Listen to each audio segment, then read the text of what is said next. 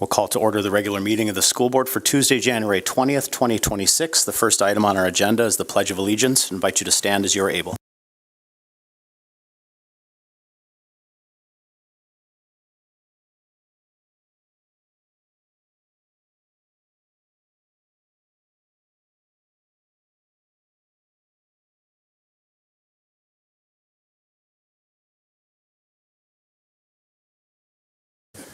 Before we move on to item 1A, just a quick note that board member Joel Larson and board member Dr. Sherry Hodek are joining us by telephone for tonight's meeting. 1A, the reading of our school board meeting norms. Mr. Palmasino? Yes. Be prepared, be on time, value and respect each other, exercise thoughtful deliberation and conversation, be professional at the board table when visiting with the general public, speak up when norms are not being followed, advocate on behalf of students, and keep the community in mind. Thank you. Item 2, the approval of our agenda. I would seek a motion to approve tonight's agenda as outlined in your board packet. It's been moved by Mr. Palmasino. Is there a second? Second by Mr. Manley. We'll take a roll call vote. Clevin? Yes. Larson? Yes. Palmasino? Yes. Lund? Yes. Manley? Yes. Flynn? Yes. Hodak? Yes. Anderson? Yes. Berger? Yes.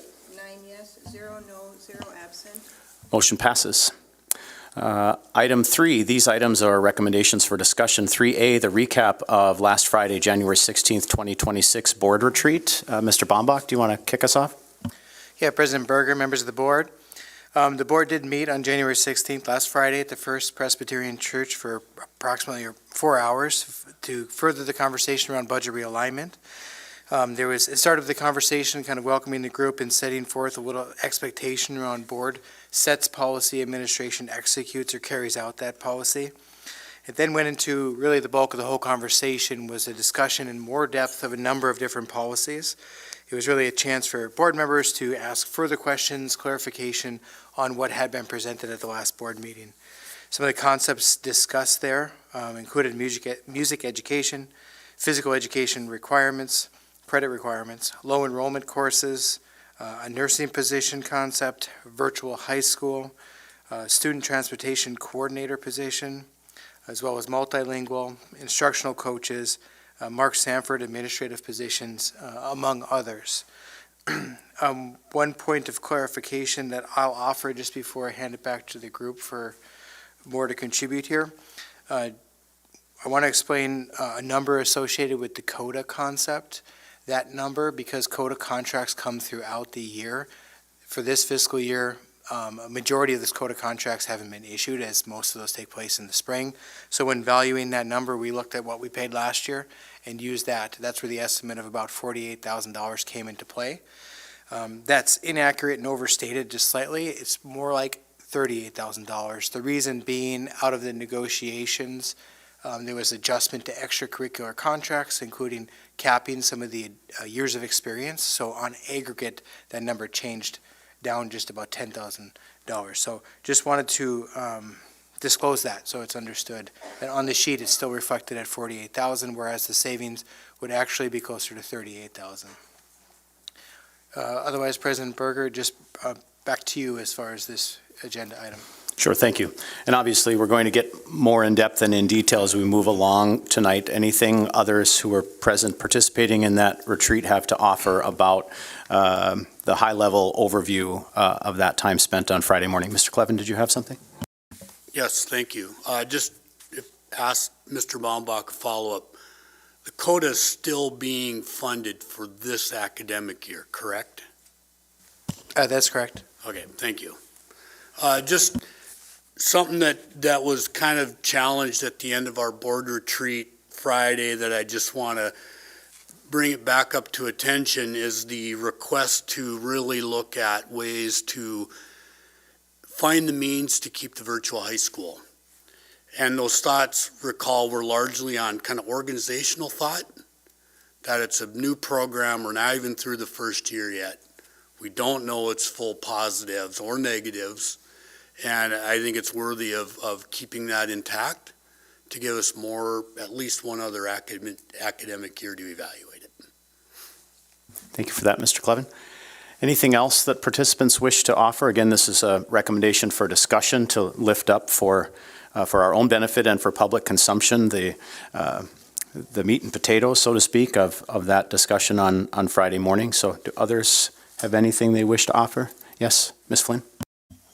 I would just say that the board members did a good job at asking some hard questions. Definitely had the perspective of internal perspectives based on emails, things like that, as well as external perspectives. Certainly, we appreciate public comment. But I also gathered from that conversation that a lot of this work is tasked by the administration, but also that includes principals. And it was really evident that the principals have given this process a lot of extra work. They've been doing deep dives into various programs. It's not been easy. It has been hard work, and they're taking the direction from the school board to deliver a list of items that are uncomfortable to talk about. And so I want to acknowledge that I think the conversation and asking really tough questions is a product of 4 to 5 months of their work. And so sometimes it feels like something comes on a list somewhere and we don't have all the understanding, so it's natural to question, well, did this just get thrown on there because they're looking for something? But our ability to ask questions and really dig into the details has helped give in some perspectives in terms of how things are funded, requirements that exist, academic goals, be legendary goals, and the thought process behind some of the conversation. So while I think the public wants access to all of that, that is a lot of time and commitment and energy that is not just thrown into a hat and one's picked out. It's a lot of process and conversation that we've entrusted them to do. So I just want to acknowledge that because we did ask them tough questions. We've heard and brought the public perspective to mind. I think there's still work to do, but just simple acknowledgement there. Thank you. Others? We have 2 board members by phone, Board Member Larson, Board Member Hodak. Anything from either of you on this discussion specifically related to the board retreat? Nothing from me, thank you. Nothing from me, thank you. Yes, Mr. Clevin? Thank you. And Ms. Flynn mentioned the principals, but that's not everybody that was in the room, right? There's multi-language learner, director, I now, excuse me if I get the titles wrong. Special education directors were there, K-12 music director were there. I mean, there were a lot of people in that room, all of whom have deeply felt this topic for many, many months. And doesn't mean everybody loves what's recommended, but it's certainly my kind of coming away from that long meeting like, we don't love it. In fact, we might not like it, but it's the sausage we got to make because we got to make a decision, and it's, you know, it's as close as we're going to get it, and kind of grudging understanding that, you know, this is the way it's going to look. Again, Ms. Flynn also mentioned there's still some things going on, but by and large, that was generally the mood I read out of that room leaving on 12:30 or whatever it was on Friday.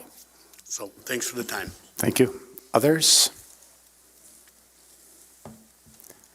As you can see in the agenda, we're in a sense now drilling down on some more details as we move from 3A to 3B as we continue this budget realignment discussion. I know there's probably some comments related to the memo. You know, this is now a second opportunity. We held a special meeting, as you know, last week. I just want to reiterate a couple of points and then the direction board members we can take however you would like. So just a reminder to those listening, tonight's meeting, one more step in this ongoing process. No action will be taken tonight. As a reminder to those assembled here and to those viewing online, the budget realignment section on the school district website has all of the information that we will be discussing this evening, including the presentation from Friday's board retreat and the 52 concepts under consideration. I have to admit my age. When I spoke last week about going on the website and it's the fourth tab over, I realized that most people are accessing the district website on mobile.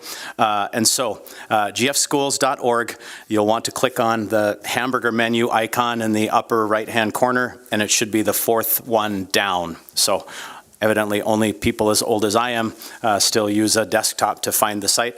But I do invite you all to follow along with those materials. Again, the presentation from the board retreat and the concepts are all listed there in the budget realignment process link.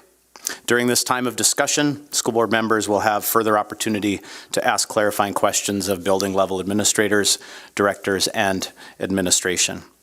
And finally, I would say that the school board will bring this process to a conclusion at our regular meeting on Monday, February 9th. We encourage all of you listening to continue providing feedback, whether that be via email or during our public comment period. Tonight, we'll also have a public comment period on February 9th. So with that, Dr. Brenner, do you have anything to add related to the memo here before we get our conversation going? The only thing I would add, because it's the same memo as at our special meeting last week, is we are in the process of updating. There's a few more questions on our website that Executive Cabinet, we were working through the responses, and we should have those up and ready to go within a couple of days. Thank you. Thank you. So our board members, this is your time, our time, to continue this conversation. So give me a sense of what you feel would be the most helpful. Mr. Clevin?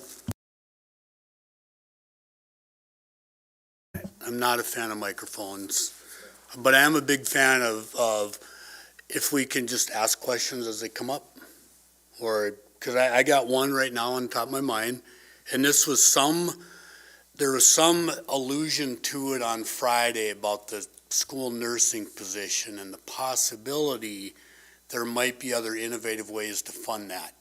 And it might be premature to give specifics, but is there motion towards some resolution on the funding side of that? Dr. Brenner? The answer is yes. We're in conversations with the appropriate people, but that's as much as I can offer tonight. It would provide the existing staffing with the savings as well. That's what they call a win-win, perhaps. Sure. Thank Thank you. you for that question, Mr. Clevin. Other board members, do you want to weigh in on how you'd like to proceed with this time on the agenda? Mr. Larson, Dr. Hodek?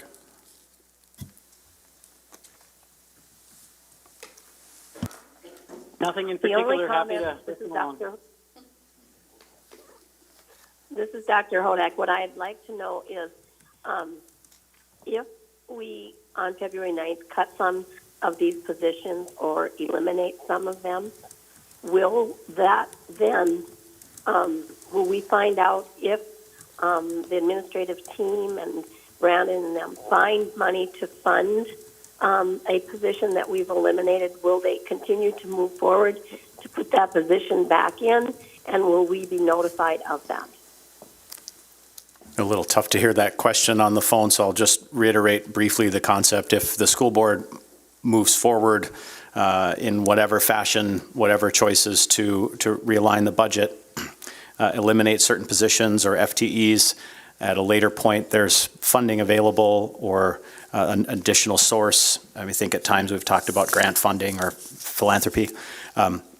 Will we be notified if there are additional funds? How does that play out, I think, is Dr. Hodek's question. And if not, after Brandon's response, Dr. Hodek, I'll have you rephrase. Yeah, thank you, President Berger. Member Hodak, I would say that if the board passes a decision to allocate budgeting, they will follow that. We'll be consistent with the savings and the number there. If there's new information that comes out, because as the list was published, not only did everybody internal to Grand Forks Public Schools become aware, but so did people outside of public schools. And so if there's opportunities to fund that, I think we'd be excited about those, and you'd absolutely be made aware of that, and we'd discuss that. But just to know the administrative direction we would take is from the board action. Dr. Hodek, is that an acceptable answer for now? Do you want to rephrase or clarify? No, no, that was exactly what I was looking for, so that I would like to make sure that we let the board know, or the administrative team know, please continue to look for funds that will support either getting those back or continuing with the purpose that we have. Thank you. Thank you. Other thoughts from board members related to this discussion? Ms. Flynn? I took some time to think about our conversation last week and really tried to align that with the strategic goals and mission of the Grand Forks Public Schools. And I know that we're in a budget realignment process. I know that there's things that have to go. And the last time, I think things got a little wonky because we did sort of a red, yellow, green, and that was publicized, and it's kind of, pitting this again, or, level of priority, things like that. My level of priority, what I'm really looking at is our strategic plan and our Be Legendary goals. And one of the things that is just really hard for me to continually wrap my head around is the notion of academic rigor, as well as inclusive learning environments in terms of providing intervention at all levels where we can. And I'm still struggling. I know enrichment is delivered to not as large of a population, so probably could be in the category of like a low enrollment course. But as far as core deliverables for rigor in academics, that one's hard for me to just really understand, as well as intervention, specifically losing an interventionist at Schrader Middle School and some of I think there was one more. So I'm curious about those. And then I might have some other questions, but we kind of left as well on, I think elementary music is sort of up in the air of, we're recommending this to be cut, but we don't know how it will exist. And I think some of the things are like that, but that seems to have the biggest questions and variables. Like if we start orchestra in 5th grade, what really is the impact? Has that been thought through? Has administrative met with those teachers to really understand their perspective of like, how's it delivered, travel time, when can that be in the master calendar, how do we shift that? And then CODA, what are the expectations of performances during the day? Are they supposed to, so I want to make sure in full transparency that like we're not potentially adding on extra duties that we're taking away or keeping some that were a part of an extracurricular contract as well. So I'd be interested to hear more about the enrichment and intervention piece, elementary music work, and then lastly, we talked about some potential creative ways that we're still uncovering because this process is a process. I'm curious if some of these areas that are being cut, if anyone has come forward with solutions on how to retain. We talked about one option at a board retreat where we kind of figured out some monies with transportation. So thank you, Brandon, for that. But I am a solution-focused person. So I'm looking at, has someone brought forward a creative solution for any of these options saying, here's how we can make it work and it's not going to cost anything at zero. You don't need to cut it as a result of an efficiency and operational effectiveness that we found. Because I think there's still some room for that creativeness to happen. So. Sure. I think I took good enough notes to take these one by one, and we'll see who has the clarifying information that might be helpful. Enrichment, is there someone at the administrative level who wants to speak to that concept related to Ms. Flynn's questions? I remember some conversation about how it could be delivered in a different way, but I don't want to speak to it. So, Possibly Amy Barch. yes, Ms. Barch? Thank you for your question, Member Flynn. Enrichment would have to look different. Currently, we have 2 FTEs serving enrichment at the 5th grade level in math. Prior to winter break, they were serving right around 33 students, and then we engaged in another round of STAR testing, and we now have qualified more. Closer to 60 students will be served this second half in 5th grade math. They also were going to take on 4th grade math, but with this as a potential reduction, they've taken the time that they were going to serve 4th grade to see, okay, how could we align ourselves to support teachers next year who would then be required to deliver enrichment services. So what they're going to do is take each of the math and ELA standards within 4th and 5th grade and attach activities that would be enrichment activities for kids to engage in. That is the plan right now as to how enrichment would continue to occur. Yes, please, Ms. Flynn. So in terms of how that would look, I think the typical model that people are used to for enrichment services is a pull out of the classroom type thing.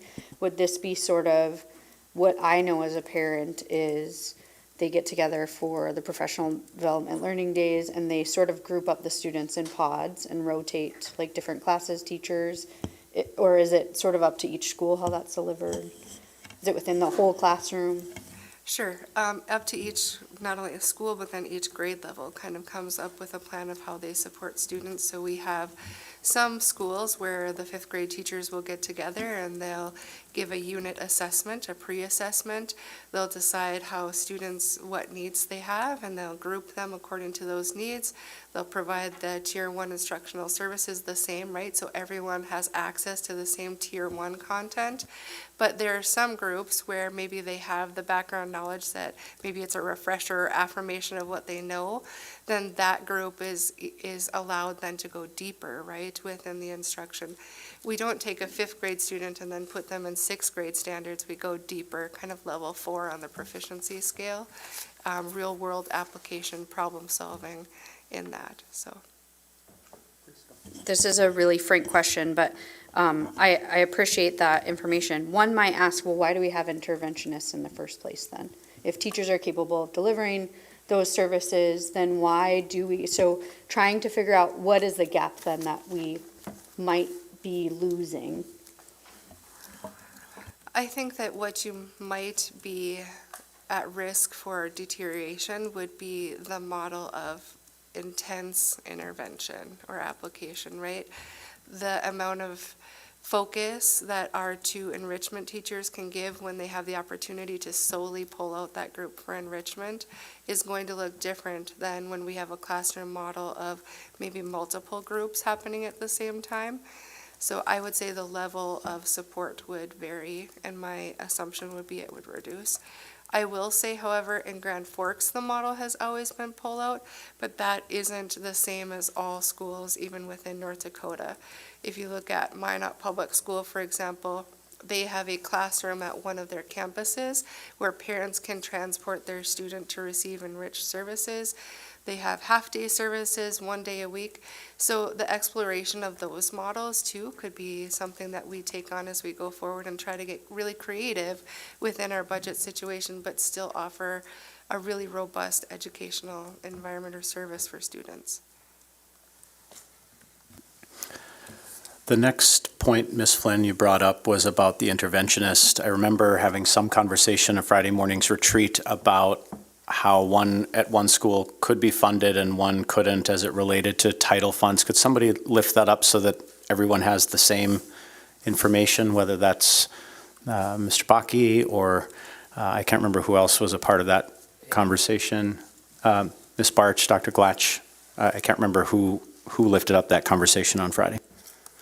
Yes, President Berger, members of the board, I believe Chief Academic Officer Barch did, but just as we recall the conversation, really what the focus was around was title funding, and some of our schools do receive title funding and do provide interventionists, while others do not receive title funding, Schrader being one of those. And so when we supply a interventionist with general fund dollars, and the other schools at Valley or South or whatever provide with their title funds, technically, we would be in jeopardy of a supplement rules. And so looking more closely at that, making sure that we're following all the guidelines as the federal laws lay out would be important in this note. And so through that process, we would be looking specifically at the Schrader interventionist process.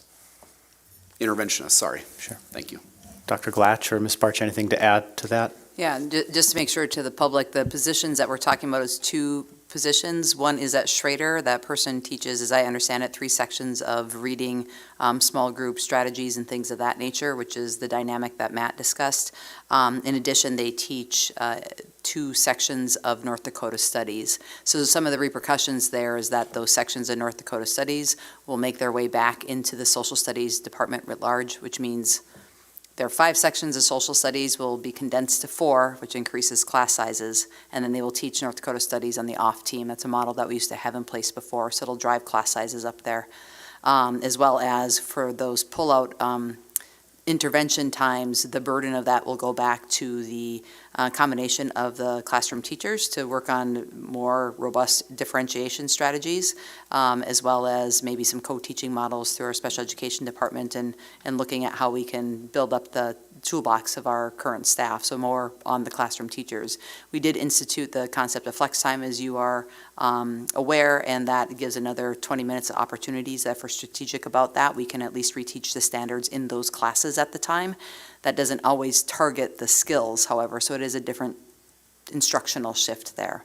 The other full-time position is from South Middle School, and that teaches 3 sections of math intervention. That was a residual from when South was on targeted school support, and we kept that in place for an extra bonus time to make sure they could get off of that status with the state.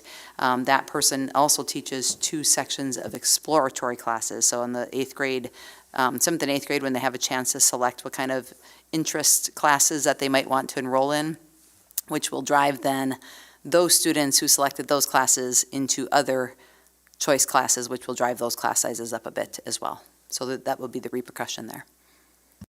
Do you have a follow-up, Ms. Flynn? I think sometimes the supplanting rules are hard for general people to understand. I think a question that might arise from hearing that is, how do we get around a school that doesn't receive Title I funding from feeling like they're punished because they can't supplant or whatever? And we've done it up until now, since that interventionist has been hired. So have we just been risking supplant rules, or has there been a way where we've able to make it work? I think that's the hard part. It's hard to understand what that really means. Yeah, great question. So I'm speaking specifically to the Schrader position. Some of that expense was allowable back on the heels of the COVID relief dollars, and were strategically aligned then to help fill skill gaps at the time. So there wasn't any sort of crossover there. The sunsetting of that position should have likely occurred as the sunsetting of those dollars occurred, but there were still data identified needs for that position. And so we looked at it, and it's not orchestrated or delivered exactly the same as the interventions that are going on, for example, at Valley Middle School, but it's too close. Is what we analyzed, and so it is the right thing to do to take a look at doing that differently. Additionally, Board Member Flynn, one thing to just note is every fall I give a presentation on our federal title funds, and I believe one of the terms I use every year is it's supposed to be the sprinkles on top of the ice cream, because of the fact that it's supposed to be added on top of the services that are currently provided within the general fund dollars. And so when we look at it, it's really for the title funds, or for the schools that are funded through title funds, it's really supposed to be an add-on to what is provided, because they need that additional support to provide equity across those buildings. And so whether that's a good analogy or not, really what it is it's supposed to be those added sprinkles or whipped cream or whatever you like on your ice cream. That's what it's supposed to be on top of, to provide additional services that other buildings do not receive. Sure. I can understand that. I mean, I think it's hard to get around federal grant dollars and funding and things like that. I think the hard part, however, is if I was a parent of someone who needed those intervention support, and the answer was, we don't have an interventionist because we have Title I funds and we can't do it here. You know, it's like, well, can I open enroll my kid into one of those schools? I mean, you know, like, it gets tricky to just tell someone we can't provide those services in a way that matches that, you know. So I think that's just a hard understanding for people to undertake. I think certainly we have the people in mind. I have two follow-up questions. As it results to instructional coaches, because there's not a reduction in really any of that population, I think there's 0.5 that's been suggested, could they take on a larger role of intervention support and in enrichment support in terms of the oversight, the resource? You know, one of the things that Ms. Bart said was that we're losing, or could potentially risk, you know, the support resources going away. And so is that something where there's wiggle room to sort of trickle down? If we're not able to deliver services, can our instructional coaches absorb some of the enrichment or intervention supports? Someone want to answer that question? Role of instructional coaches, Ms. Barch? Anything is possible. As we go through, I think what we need to do is a prioritization of duties and look at that job description. There are some of our elementary instructional coaches who are providing interventions, especially as they walk alongside teachers and they try new models. So I think that's always something that we can explore. I think too, the support that is provided. So for example, when we go into an MTSS or multi-tiered systems of support meeting, and we're talking individual students or students within a specific classroom, part of the instructional coach's job too is to walk alongside and say, all right, if this child needs an intervention, what's the best fit? The same is true for extension. If a child needs an extension, what is the best fit? So part of their role already is walking alongside teachers in that way. My last question, just with the specific nature of the Schrader position in the North Dakota Studies classes, have those teachers as part of the process, meaning the other social studies or classes, have they been talked to about a potential impact to their schedules, increase in class sizes, and then do they have room? Is it going to cause burnout? Are we going to have to issue a 6/5 contract because they're teaching more? You know, what's the impact there financially, and has that been figured into the dollar figure in this line item? Yeah, I can't speak to conversations that have or have not been had at the building level. I don't know that there was consultation before the recommendation was made. It's really going back to a model that was in place before. Eons ago, I was the principal at Schrader Middle School. That was the model that was in place before. And so what it did is it took class sizes of maybe 18, 19 and pushed them up to 22, 24, 25, which was getting towards tight, but still workable. It puts an extra load on those teachers, but we were able to fit it in most years into their 5 course assignments. There were odd years where, depending on the enrollment numbers, that we may have had to issue a partial 6/5 or a 6/5 contract, but that really is just dependent on enrollment. So that wasn't the norm, that was more of the exception. Yes, Mr. Clevin? All right, thank you. Just a couple questions. These probably are directed to Ms. Barch or an administrator, but regarding the enrichment, like we had a really good kind of recitation of what enrichment might look like. Again, these are ongoing processes to figure out what the end model will look like. But is it fair to say that that delivery will be flexible? Will inherently incorporate the classroom teacher and rely on the classroom expertise of the teacher to deliver the enrichment component? Ms. Barch? Yes, and I think that there are some online resources, such as something like Birdseed TV, where actually through that mechanism, there's an instructor that has recorded lessons, and then there are supplementary or complementary activities that go with. And we have done the work or started to do the work now with aligning those to each standard. So for example, if we're learning about area and perimeter, we could use that mechanism to teach the lesson, the enrichment lesson, and then have students do more of a self-exploratory with that. Does that mean that teachers won't ever have to walk alongside or help students? Of course they will, right? I don't want to paint a picture that this is not going to be something else on the classroom teacher, because it very much is. Mr. Clevin, did you have a second question? I do, thank you. And regarding intervention, is it fair to say that intervention will occur? It's just going to be delivered in a different model. And I say this because there's been phrasing that implies there will be no intervention services for our children. I have not heard those words, so I'm asking the question to clarify. Intervention services will still occur.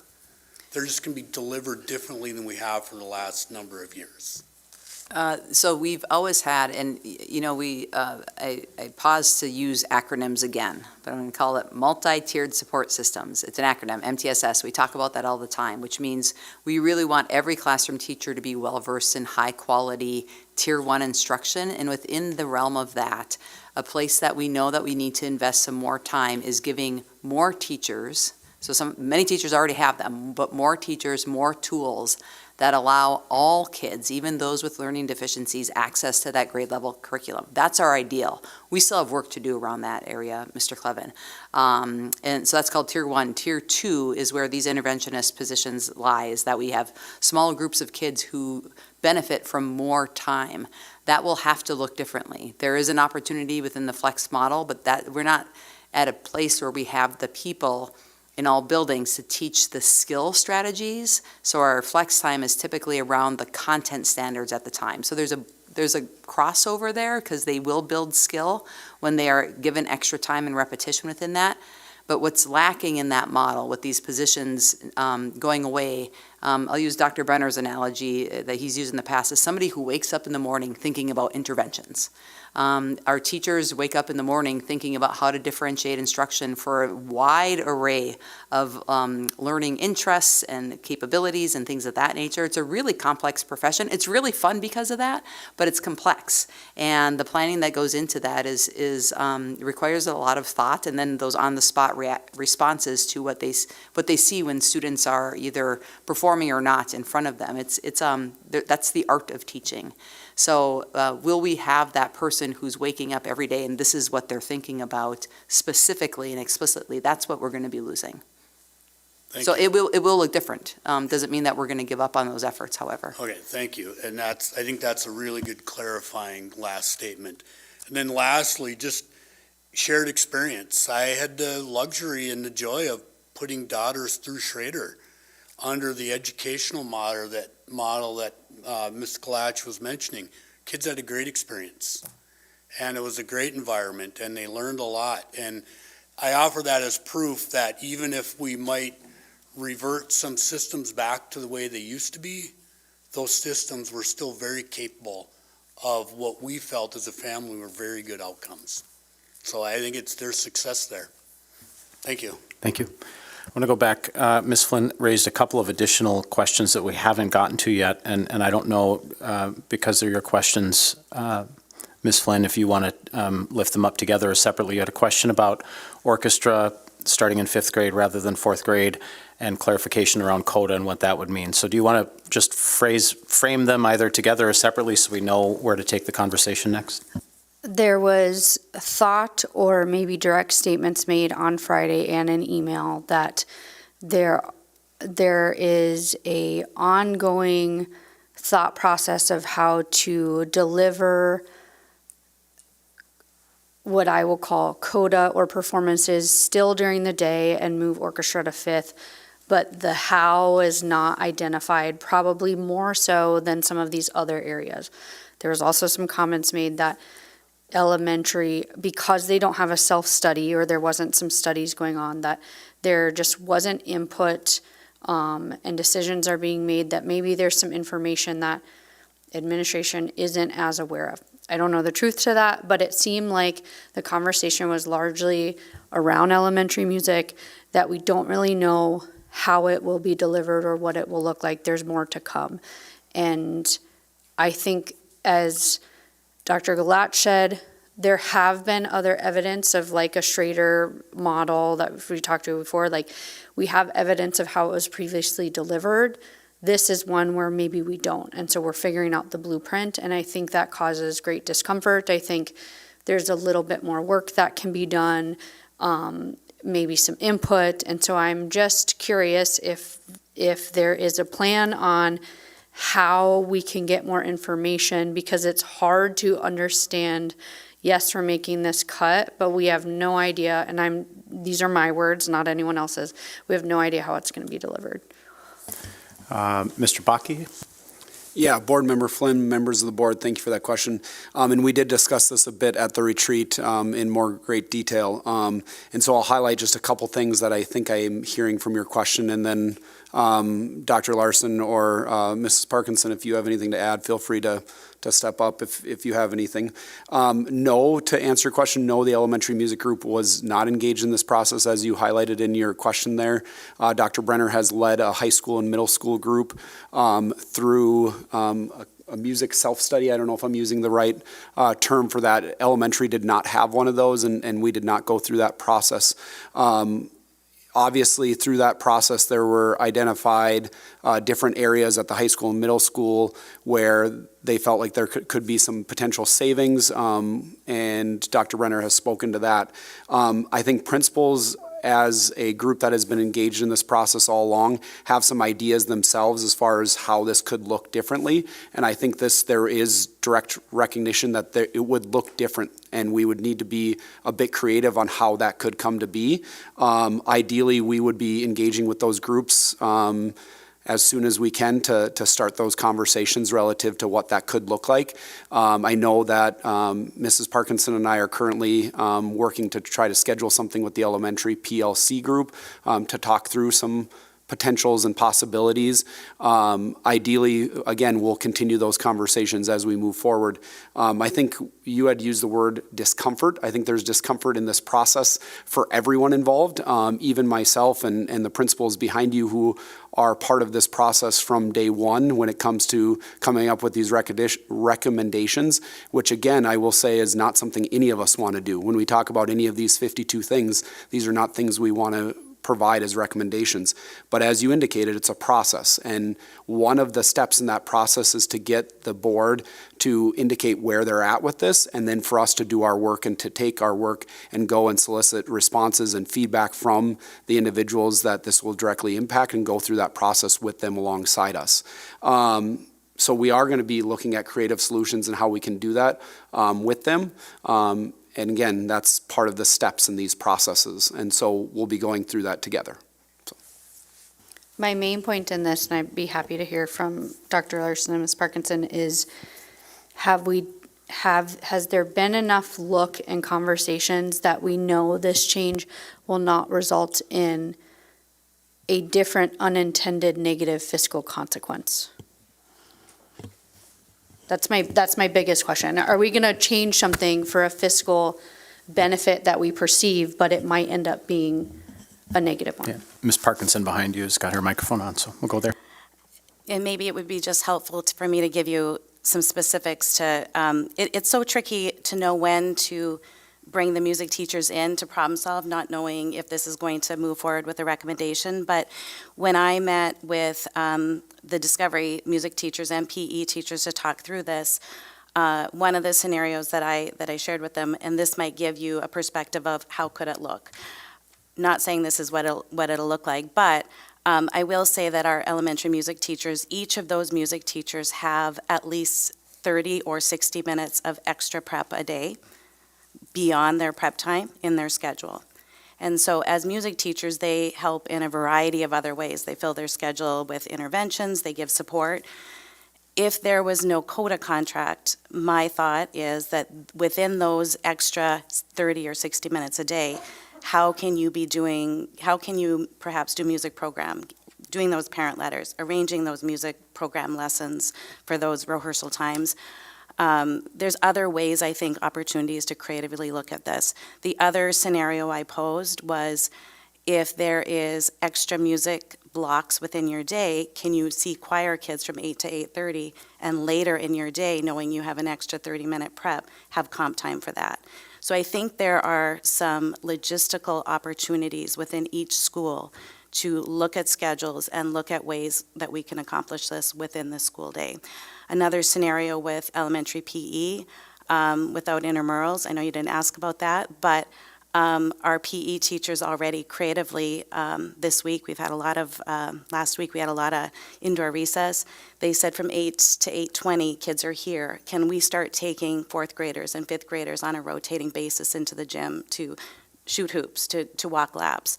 That was their own creativity as we look at other ways that we can reach kids within the school day. So I don't know if that answered your question, but those are the specifics, not vetted with music teachers yet, but I think those are the conversations that we as elementary principals are having on how could this look differently, but still honoring, what we want kids to be a part of.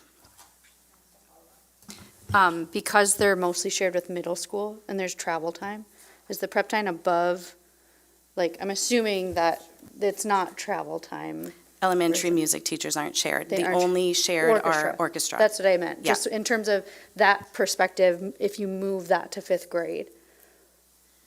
I will be honest, I have met with the Discovery Orchestra teacher to hear her perspective, but we have not vetted a plan on how that would look different. So not to the same extent. I think that becomes more complex because those elementary orchestra teachers, many of them do share with the middle school. So it's a bigger conversation. In terms of, so I can understand the music perspective, appreciate the creative solutions. That was an area, orchestra specifically, that my fear is, are we pushing too much into fifth grade and potentially causing more of a fiscal impact than what we might save as especially because they're stretched already. Like when you said 8 to 8:30, I was confused because I was like, well, they can't be there, but it's different, orchestra versus typical music teacher. So that's an area where I'm just concerned about there's really no solution or anyone can tell us for a fact that the fiscal impact wouldn't be negative.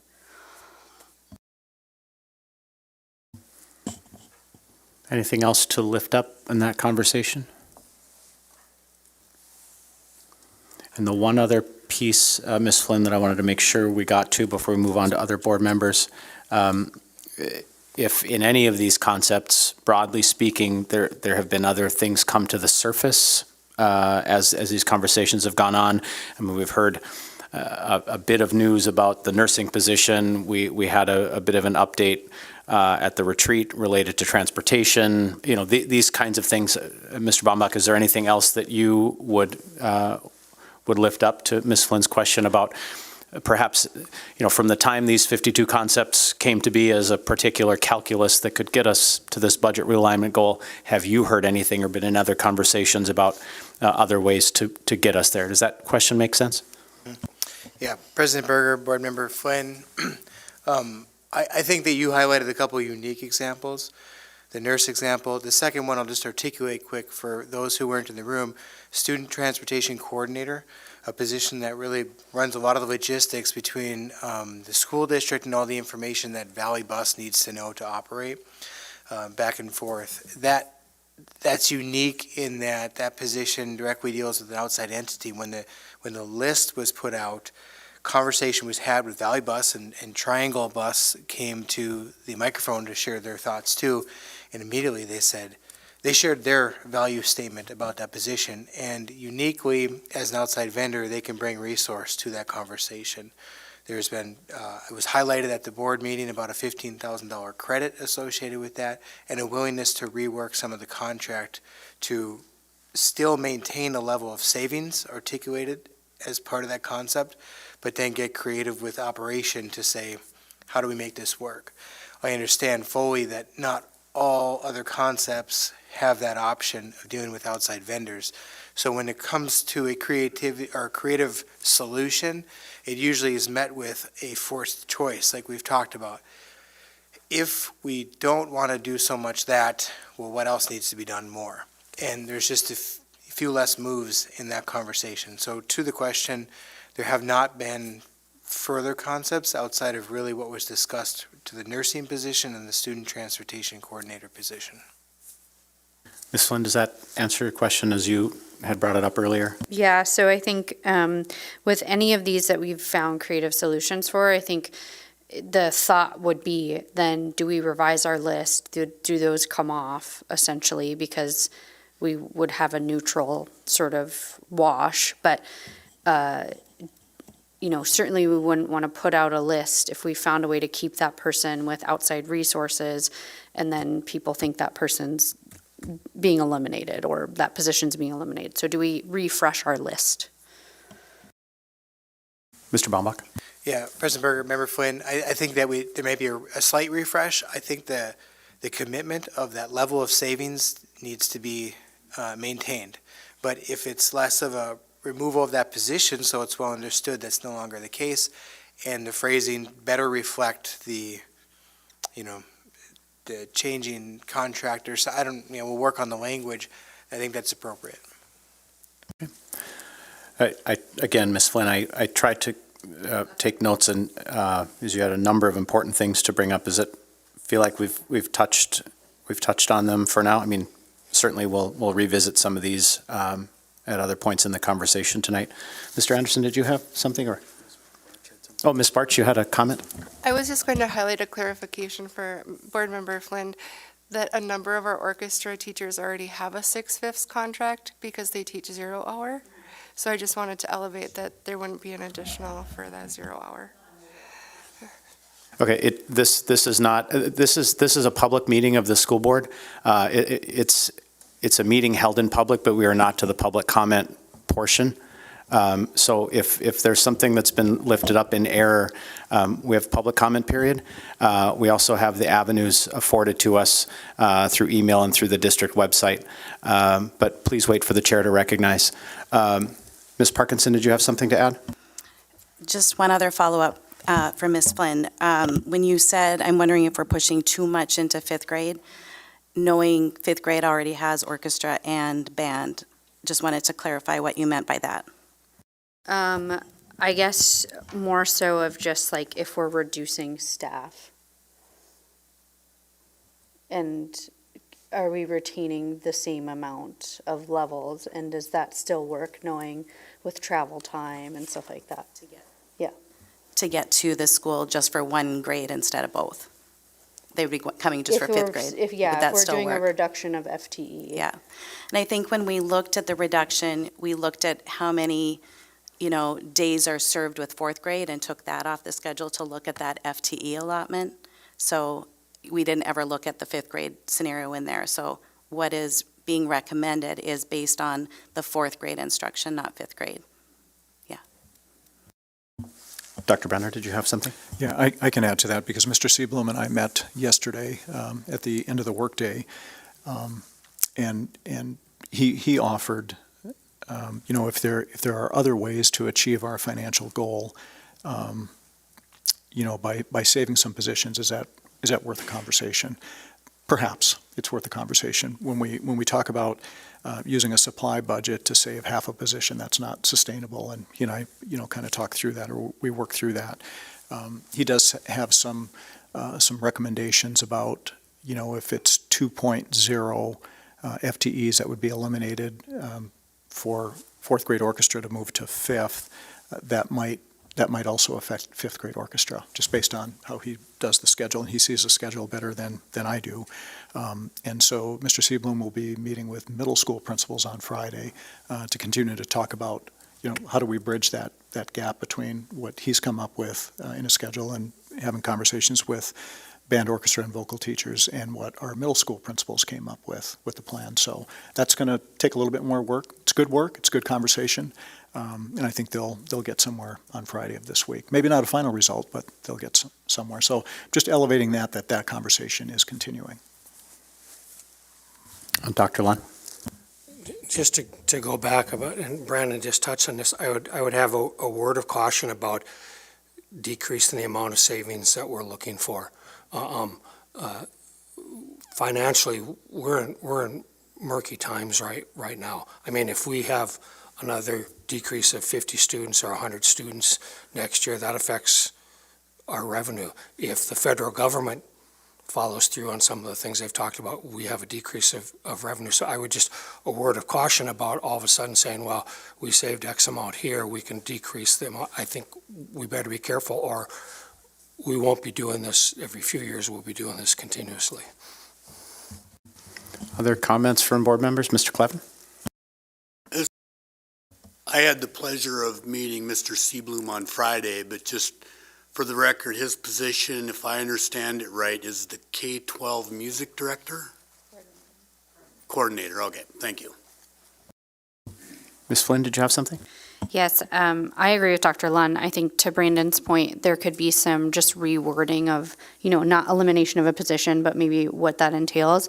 I also think to that point, and Dr. Glatch talked a little bit about it, about the virtual high school school is, we never really know the impacts of who's going to enroll, or, certainly there's a waiting list for now, but, the extent of which we can open it up, or who's maybe going to leave us. But my biggest fear is that we will continue to lose money if we have something that has been working for a subset of students and a waiting list of students that could potentially then say, being in a physical classroom is not for me, so either I'm going to NDCC or I am going to go to homeschool. And so my fear related to that point exactly is that we are going to potentially lose students, where if we kept that line item, we would have an avenue to potentially gain and grow that program for more students. Certainly, some of those students are already within our system and will choose a different option. But I think as the world goes online, as there's some behavioral health impacts, as there's some physical impacts, that creates a broader spectrum of us to gain revenue from students that were outside our district. And I might just be talking out of thin air, but just learning more from Dr. Glatch about that program.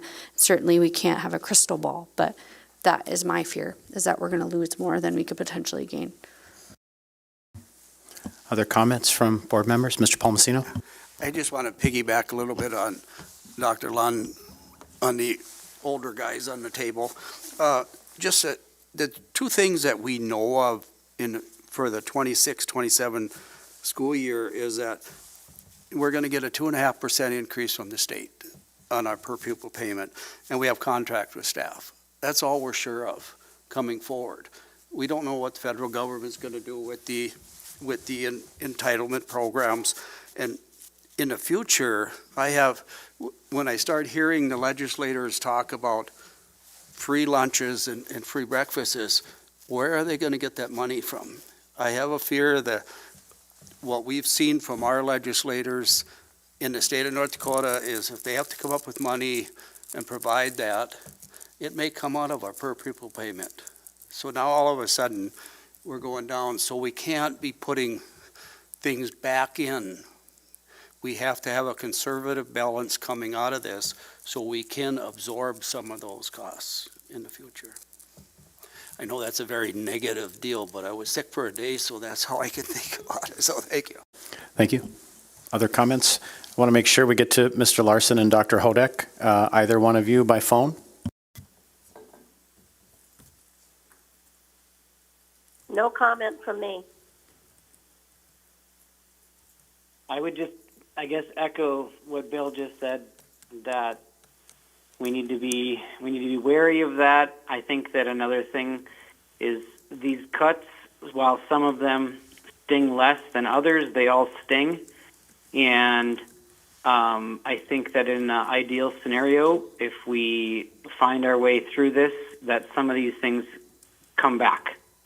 And that I recognize that there are a lot of cuts that need to happen today, but that we do have the future. And if things change, and if the state or federal government does things differently and funds things perhaps appropriately, then we have a completely different situation. So that's it. Thank you. Other comments? Mr. Manley? since the beginning of this process until even just today, this morning, I received emails about we should be looking for some cuts at MSEC. And I know on this list there are some, but could someone describe, and not to go into super big detail about these, but can you go through some of those and maybe just give a rough estimate of what those savings would be? Mr. Baumbach, so do you that have? gets out into the public. Yeah, I understand the question. Mr. Baumbach, do you have that list or that total? Yes, I appreciate the question. Thank you, President Berger. Member Manley, I'm just looking for the summary sheet here. I just want to be thoughtful or confirm I got the right number.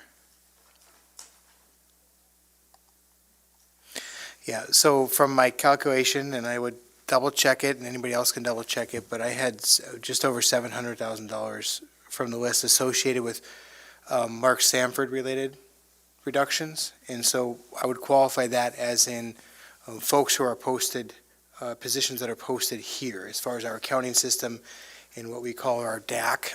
It's where we would account for them here versus any other building.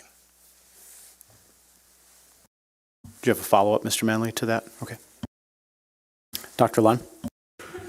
Brandon, you went into a little more detail on Friday about how there are some people that have their offices here, but they actually work out in the schools, and that group wasn't counted in that number. You're talking about people that actually are housed here and work here, correct?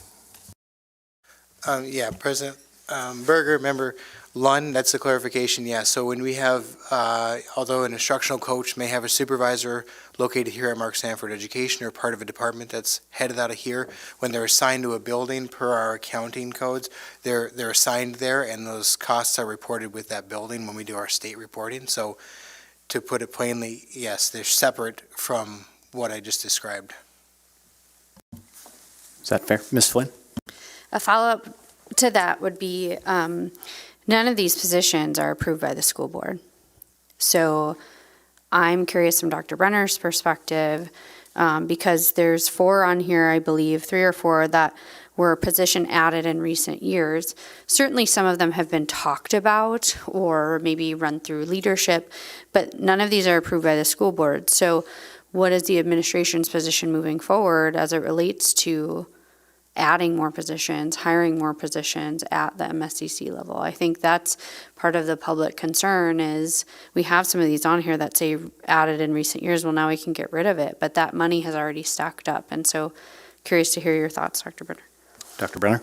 Sure, happy to respond to that. As I mentioned on Friday and probably the previous retreat, we are building a system that supports our staff, our colleagues, as much as we support our kids. And part of that is making sure that HR is staffed up to respond to the needs of our people who are on payroll, whatever that might be. So when I came into this position in 2018, I think we had 2.5 people in HR. We have 4 now. So there's been added there. And I would like to think there's added value as a result of that. And some of that does shine through during our health insurance committee meetings and how we can, continue to drive down costs that continue to elevate with health insurance. We've added another position in the business office for, a second accountant for additional oversight. And again, those are, some people might think they're value added. Some people might think Brenner's building a kingdom here, but it's all about, operating a large school district. So typically, if we would compare, and I don't have the numbers in front of me, but when we compare to the other big 5, we're still pretty lean, with some of those added positions. The custodial supervisor position, when I first came to the district in '95, that position did exist. And it was to streamline how things were purchased for custodians, professional development for custodians, making sure we're using the right supplies for the right type of gym floors, whether it's tile or wood. And then that position kind of went away with a retirement. We brought that back just probably by and large because of the churn that we've had with our custodial staff, particularly during COVID. We just had a churn with all of our staff. And so that position has been, again, value added for our custodial staff. That'll be pushed back to principals. Some of that will fall on some of us here as well. But the hiring and the the supervision and evaluations would go back to the building principals where it's actually being done by the custodial supervisor. Those are maybe just some of the higher level ones. Is there any other specific you would like me to comment to Ms. Flynn? about? Yeah, more so just moving forward. I know you've talked about taking a look at every position, things like that. Again, I think the school board has the authority to approve, the teachers and, the hiring of the superintendent, the business manager, but your perspective on if someone comes to you and says, hey, this person is resigning, we need to put their position up immediately because we need to refill that. What is the thought process there? Thank you for the follow-up question.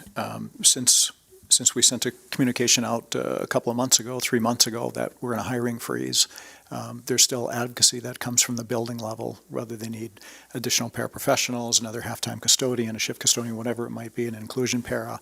And so on a weekly basis, the four of us and Griffin Gillespie go through those positions. If the ask is for 2 more FTEs for inclusion paras because we've got new students coming in, we evaluate that. If principals are asking to replace a para or support staff, we analyze that, and Dr. Galach and Mr. Bakke ask lots of questions of our principals before we say yes or no. Sometimes we say yes, and sometimes we actually say no to those positions, even if they're budgeted for in this fiscal year. Another higher level example would be the B&G director resignation that we had in October-ish. We have not filled that position. There was another position in IT that was budgeted for, and the person made the choice to discontinue in that role, go back to one of our buildings. We haven't filled that one either. So there's a couple, I would call those higher profile positions that we're actually saving on this year as Brandon, Daley Wilkinson, Eric Holm try lead the B&G department. Did you have another follow-up to that, Ms. Flynn? Other comments, questions from board members? Yes, Ms. March.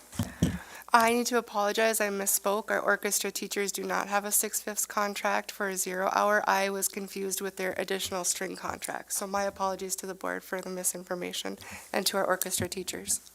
Thank you for the clarification. Appreciate the opportunity to all have the correct information. Anything else from board members? Dr. Brenner, you have one more comment? I do, just because there's been, a lot of conversation about the virtual high school. And Dr. Galach, and I just wanted to underscore something that she said in one of the responses about the intervention positions that would be going away. I can say with 100% confidence that our principals and all leaders across the district make it virtually impossible for a student to fail. And they make it impossible for a student to fail because of all the runways, on-ramps, off-ramps that we offer so students can have success. Under the leadership of Dr. Galach, during COVID and shortly thereafter, we had the Mentor Center that really dealt with kids who just had a hard time getting back to the building, but they wanted to connect somewhere. But again, that was COVID relief dollars that paid for that. So that went away. We have the sales center for a certain population of students who, for whatever reason, have a hard time coming to the building, or they might be coming out of, some other situation where it makes sense for them to be in a different environment. We have community high school. Our high school principals have schools within a school to work with small groups of kids. The rider time at Red River High School and the flex time that's been instituted at our middle schools, that captures some of the interventions that might go away positionally. Now we have students who are actually going to their content teachers to get that extra support 2 times a week. So I think that's just worth highlighting that we have those opportunities for our students. And I just want to commend district leadership, our assistant and associate superintendents working with principals to make sure that we do have pathways for students to succeed at all levels. Thank you. Other questions from board members? Thank you for the robust conversation tonight. Every time we gather and have an opportunity to dig deeper into these concepts, we're better for the conversation. Let's now move into agenda item 4. This is our public comment period. The purpose of the open meetings law in North Dakota Century Code is to provide members of the public with access to the meetings of a governing board of a public entity, allowing them to observe and monitor. By state law, every regular meeting of the board must include an opportunity for an individual to provide public comment. The law requires that an individual providing comment at a meeting provide to the governing body in writing their name and address. Public comments must be pertinent to the district and may not interfere with the orderly conduct of the meeting, may not be defamatory, abusive, harassing, or unlawful, may not include confidential or exempt information, and may not be directed at personnel. At this time, I believe I have 10 public comment cards filled out. I'll count them again, but I believe it's 10. Each individual is allotted up to 3 minutes to speak.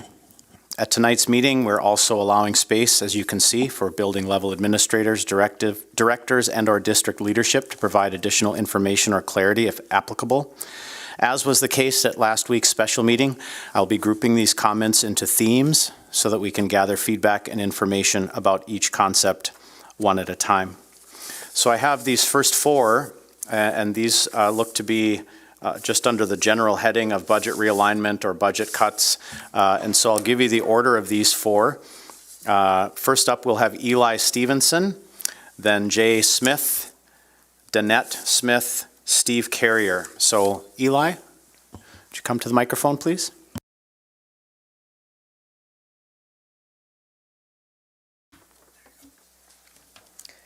Hello everyone, my name is Eli Stevenson and I'm a sophomore in college at UND. You may be wondering why I'm here speaking at a Grand Forks Public School meeting when I'm not attending a school in GFPS. Almost exactly 2 years ago, I was standing in this same spot as a senior in high school at Grand Forks Central High School speaking about the same thing.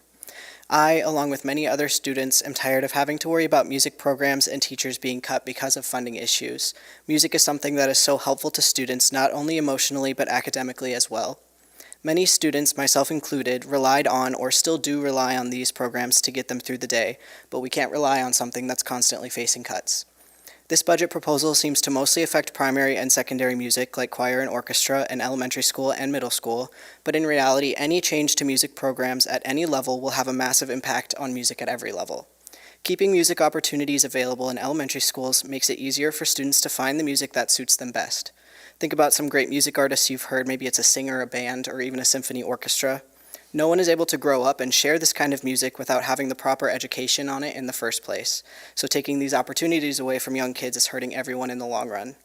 As a person, I feel for the situation that you are all in, trying to come up with the money needed to keep our schools running, and I don't blame you for assuming that music is a harmless place to take from.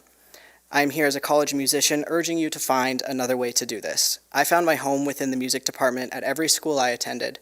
I would not be a successful college student or musician without these programs and teachers we have here, and I feel confident in saying the same applies for many other students like me. Thank you. Thank you, Eli.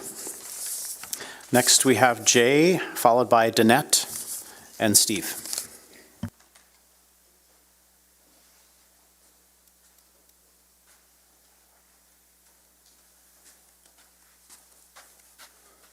My name is Jay Smith. Thank you for hearing me. I actually was here to support my wife, which she's going to be second. So I would just like to, I help in the school systems with lunchroom. And in talking about music and the cuts that are being made there, I wish you could see the kids when they come up on a program day. You know, they're asking, oh, are you going to be there for our program? Can you come see our program? They're so excited. I've had 2 children go through this, through the Grand Forks school system. One was in sports, one was in music and theater. They both had a great time. They learned lots of things. My only hope is that if you're going to make cuts, that you'll make them equitably across the board and in all areas. I wish you didn't have to, but I understand it's not an option. So I just hope that we can make them all equitable. And I hope that we can make some also, you know, in the upper administration, that there will be some people that will accept a either reduction or a deny pay increase or whatever, but that the administration would step up as well and help us through this time. Thank you. Have a good night. Thank you. Danette and then Steve.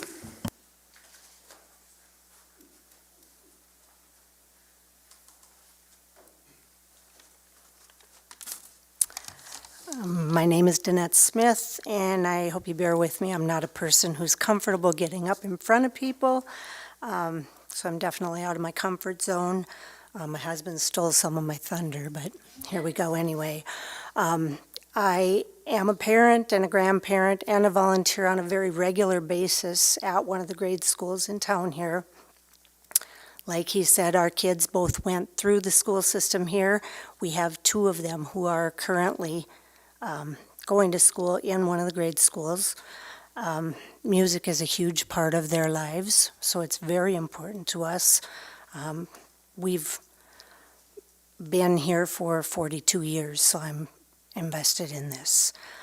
I still don't understand how we ended up in this situation with a $4.4 million deficit. I wish that it had been dealt with a year ago when it was about half that much. I feel like the decisions that got us here were made by administration and the school board, not by the teachers, and yet the teachers are the ones who are dealing with losing the funding for their programs, and some may lose their jobs. I understand the cuts need to be made, but I would much rather see a reduction in funding across the board rather than some programs being cut completely while others aren't even being touched. Salaries within the district are a matter of public record. Members in upper administration are making a very good living. Yet none of us have seen anyone step up and say, I'm asking my people to take cuts. I think maybe I could take a cut too. These people are in the schools every day, working with the children, making sacrifices. I just feel like that's what good leaders do, is they stand with their people, and they hurt when their people hurt, and they do what they can to make things better all around. I've heard it referred, that this is not the school district, this is our school district. It should be up to everyone to stand behind it and do their best to make it work for everyone. Thank you. Thank you. Steve?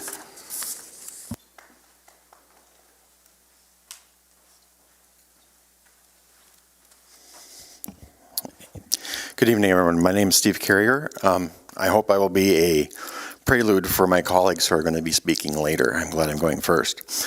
I've been teaching in Grand Forks for 36 years. I know I don't look a day over 40. I'm also a parent, have a daughter, class of 24 from GFC, who's sang. I have a son who's a junior at Grand Forks Central right now, taking literally every music class that one can take, and summer courses every summer to make that possible. First, I'd like to say that when we come to the podium, and even before we're at the podium, we're passionate, and we speak with passion. Passion for something that we've been involved with our whole life. Passion that we try to pass on to our students, hoping that they too will stay passionate about music for the rest of their lives. Passionately about a program that in every budget cycle seems to be targeted for cuts. To quote Mr. Barter from the other week, it is frustrating, disheartening, and tiring when year after year, crisis after crisis, we are asked to justify our program. Programs we have watched and helped grow year after year, decade after decade, into what they are today. Programs that we are often asked to provide, entertainment for district and community events, programs that have gained national recognition, programs that are valued by our community, programs that for some students are the reason they show up at school, programs that are now being slowly dismantled. Second, I realize that we have a budget crisis again, and as with past budget reduction and RIF attempts, music is being targeted. In the current 52 budget concepts presented by the administration for the board's consideration, music comprises 27% of the certified FTE cuts and close to 15% of the budget cuts overall. Once cut, things rarely come back. Finally, while the retreats were open meetings, I feel relatively few stakeholders had the chance to participate. I don't feel I'm alone in this hypothesis. The Herald editorial staff on Friday commented that while they recognized that you, the Grand Forks Public Schools, were trying hard to be, quote, transparent and open, quote, they questioned if, quote, holding the retreats during the day from 8 a.m. to noon on a weekday could be perceived by some as limiting attendance, end quote. I would suggest that it did limit attendance. Working parents, teachers, other stakeholders would certainly find it challenging to attend at that time frame. When attendees are mostly administration and school board members, you have to wonder just a little if it wasn't by design. We've heard so much about the great conversations that were happening, yet we have no knowledge of these conversations. There's no notes or minutes that are shared, at least to my knowledge. We do get recaps at the board meetings the following week, but very little detailed information to come from that. Persons associated with any of the 52 concepts being discussed had no real opportunity to comment or clarify. We've seen some of that tonight, I think, and that doesn't seem to be particularly open and transparent, at least to some. Thank you for your time. Sorry I went over. Nope, thank you. I'll take the liberty, since these 4 public comments cards under topic were general, but all pertained to the same theme. We have a few more also on music and the arts, so I'm going to call on them and then we'll open up for a discussion. So we'll be looking to Sarah Harlow, Aaron Cummings, Ava Hager, Rebecca McFarland, Angie Black Erickson. So Sarah?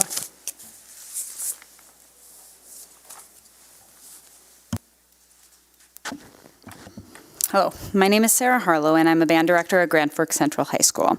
I'm speaking today regarding the effects on our district's music program from the proposed budget realignments. The reductions proposed at all levels, elementary, middle, and high school, are harmful to the entire district's music program by systematically taking away student opportunities, reducing the student-teacher contact time needed to learn musical skills, and overall damaging the music education we at GFPS provide to our students. In music, we develop programs. It's not just about creating a single good band at one good high school. We're part of an ecosystem that all relies on each other to give quality music education to our students, and effects at the elementary school impact the high school ensembles and vice versa. When the choir sings well, the band plays better in tune. All of our choices in music education are like butterfly effects that impact the rest of the ecosystem. My own experience growing up at GFPS and coming through the music program is because of many small choices made by my parents and teachers that culminated into who I am today. Because I was inspired by seeing concerts of older students, I wanted to learn an instrument. Because I practiced and worked hard and had teachers who believed in me and guided me, I became a music educator. Because I became a band director, I get the privilege of making music with students that hopefully inspires future children. This is my story and what I could hope to be the story of many students in GFPS, but because of this budget realignment, unfortunately, we're about to face the antithesis of this. Because you are choosing to eliminate 4th grade orchestra, students will have less time to learn their instrument and will have to choose between being in band or orchestra. Because CODA could be lost or not equitable between elementary school schedules, students will lose the opportunity to sing in choir until 7th grade when they're at their most vulnerable developmental time and are less willing to explore that opportunity. Because the amount of staff will be reduced at the middle and high school level, students will not always have a teacher available to help them strive for more or give them the support they need to learn. Because less students will start music from a younger age with these cuts, there will be less students in the high school to be in the ensembles that are meant to inspire the younger students who come after them. And because there continues to be budget cuts aimed at music, we cannot recruit and retain quality music staff. Each and every small choice of a line item cascades and adds up to a large impact on our entire music ecosystem. Each of these choices leads to students having different opportunities and stories than what I had as a successful music student in GFPS. For some of you, this may sound like hyperbole, exaggerations to pull heartstrings. However, these are based on counting student contact hours, looking at FTE restructurings, comparisons to other school districts, and trying to figure out how to deliver an aligned curriculum from the youngest grades to the oldest. I don't envy the hard decisions you're trying to make, but because of the choices you make, you will either protect our students from bearing the burden of this financial storm, or you will create a butterfly effect that systematically dismantles the foundations of our music education system in Grand Forks. Thank you. Thank you. Next, we have Aaron Cummings and then Ava Hager.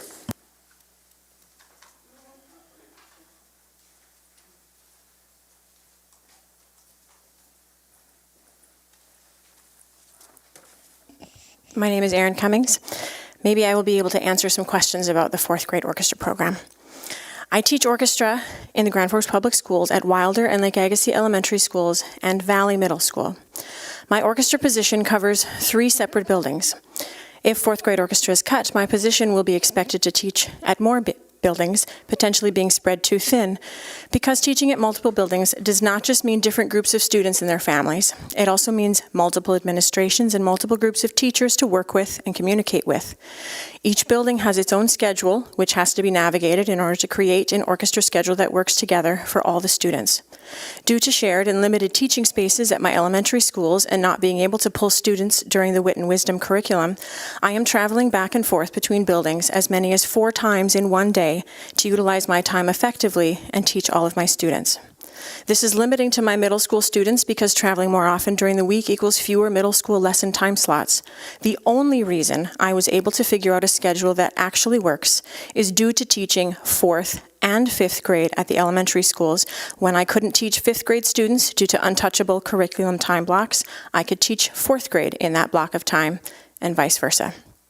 In our current model, which has been the model for at least the last 35 years, students can start orchestra in 4th grade and band in 5th grade. Many students are able to participate in both programs due to the altered start. If 4th grade orchestra is cut, beginning orchestra and beginning band would be pitted against each other. Some students and families would be able to support starting 2 new music instruments at the same time, but most students would be overwhelmed and confused by trying to learn a new band and a new orchestra instrument at the same time. Based on my experience teaching beginners, having a solid foundation in the beginning is the most important thing when learning a new instrument or any new skill. If students don't effectively learn the foundation from the start, it makes it nearly impossible to catch up later. The results of this would be seen in lower student enrollment in both orchestra and band. If student impact is the highest priority in this budget realignment process, then please know that cutting 4th grade orchestra has a large student impact in both elementary band and orchestra, and it would follow into the middle and high school programs. Finally, please consider this as you make your decisions. Currently, we have 7 full-time orchestra teachers. If the proposed cuts to 4th grade orchestra and subsequently 2 full-time teachers goes through, we would have 5 full-time orchestra teachers left. But we have 6 secondary buildings.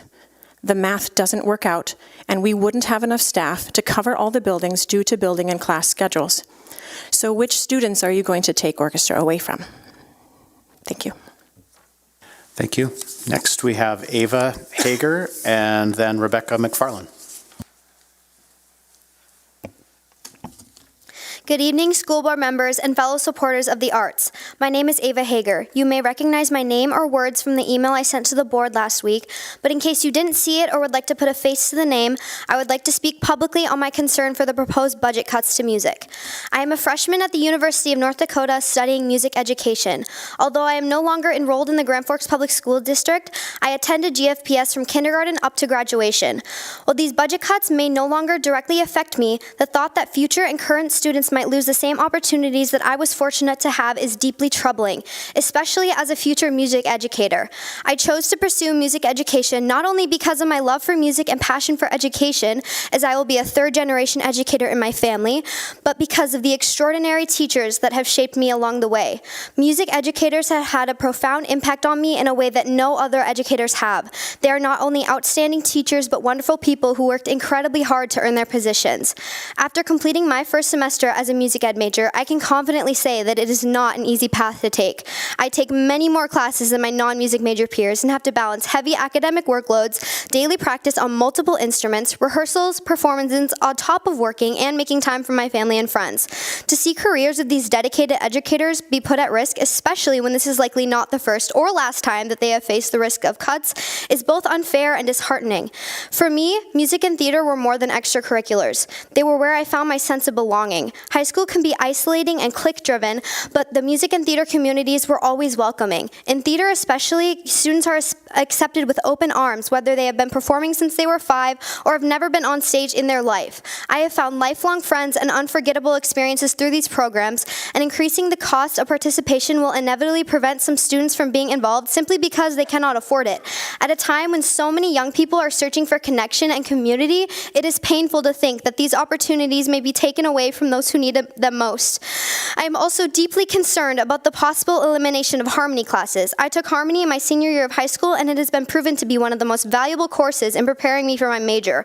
While enrollment may be small classes allow teachers to provide individualized instruction and help students truly understand the material, especially on difficult concepts such as music theory. The smaller class size allowed us to succeed at our own pace. Students are encouraged to take courses that align with their future goals, and removing harmony unfairly limits opportunities for those interested in music.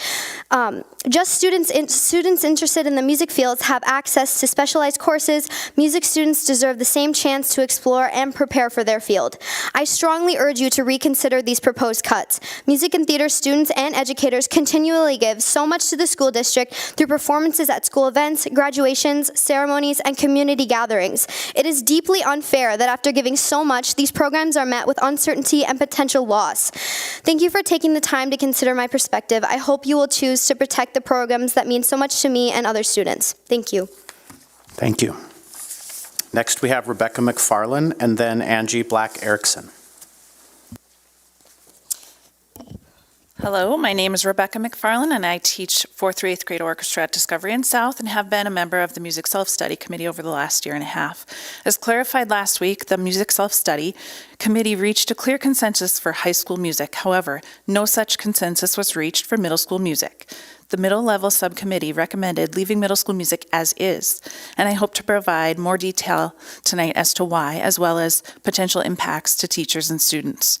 Over the past 10 years, middle school music has rarely experienced a year without significant change. We have already absorbed increased workloads through several retirements, navigated schedule shifts, course requirement changes, and the addition and removal of special topics courses. After years of instability, our programs are finally functioning well again. At the request of District Admin, the Middle School Subcommittee continued meeting this fall in hopes of identifying a ratio similar to high school, fully understanding that it would look different and possibly even the opposite of high school, given that middle school music classes do not meet daily and lesson instruction is much more foundational. Unfortunately, that work was sidelined by the budget realignment process, and now middle school music faces the largest of the cuts to music, affecting the greatest number of students in the music department. A reduction of 2.5 middle school music FTEs would require band, choir, and traveling orchestra teachers to also teach 6th grade general music classes in addition to their primary responsibilities. This raises serious concerns. Under this plan, the number of music staff responsible for teaching 6th grade general music within a single building would double or even triple. It is unclear how shared access to classrooms and instructional equipment, like pianos and guitars, would be coordinated among multiple teachers, particularly in the absence of shared planning time. Equally concerning is how teachers will learn and effectively implement a curriculum that is both new to them and secondary to their primary teaching assignment, especially given that 6th grade general music PLC meetings directly conflict with PLCs for band, choir, and orchestra. This is a structural barrier to successful implementation from the outset, and hundreds of 6th grade students will suffer the instructional consequences. Middle school band, choir, and orchestra students will also be negatively impacted as lesson time and availability would be reduced. This will be harder on students, as remaining lesson time will more frequently conflict with priority content areas such as math and language arts. Lessons are often incorrectly referred to here as private lessons, but approximately 70% of Grand Forks Middle School lessons are already held in small groups and meet only a few times per quarter.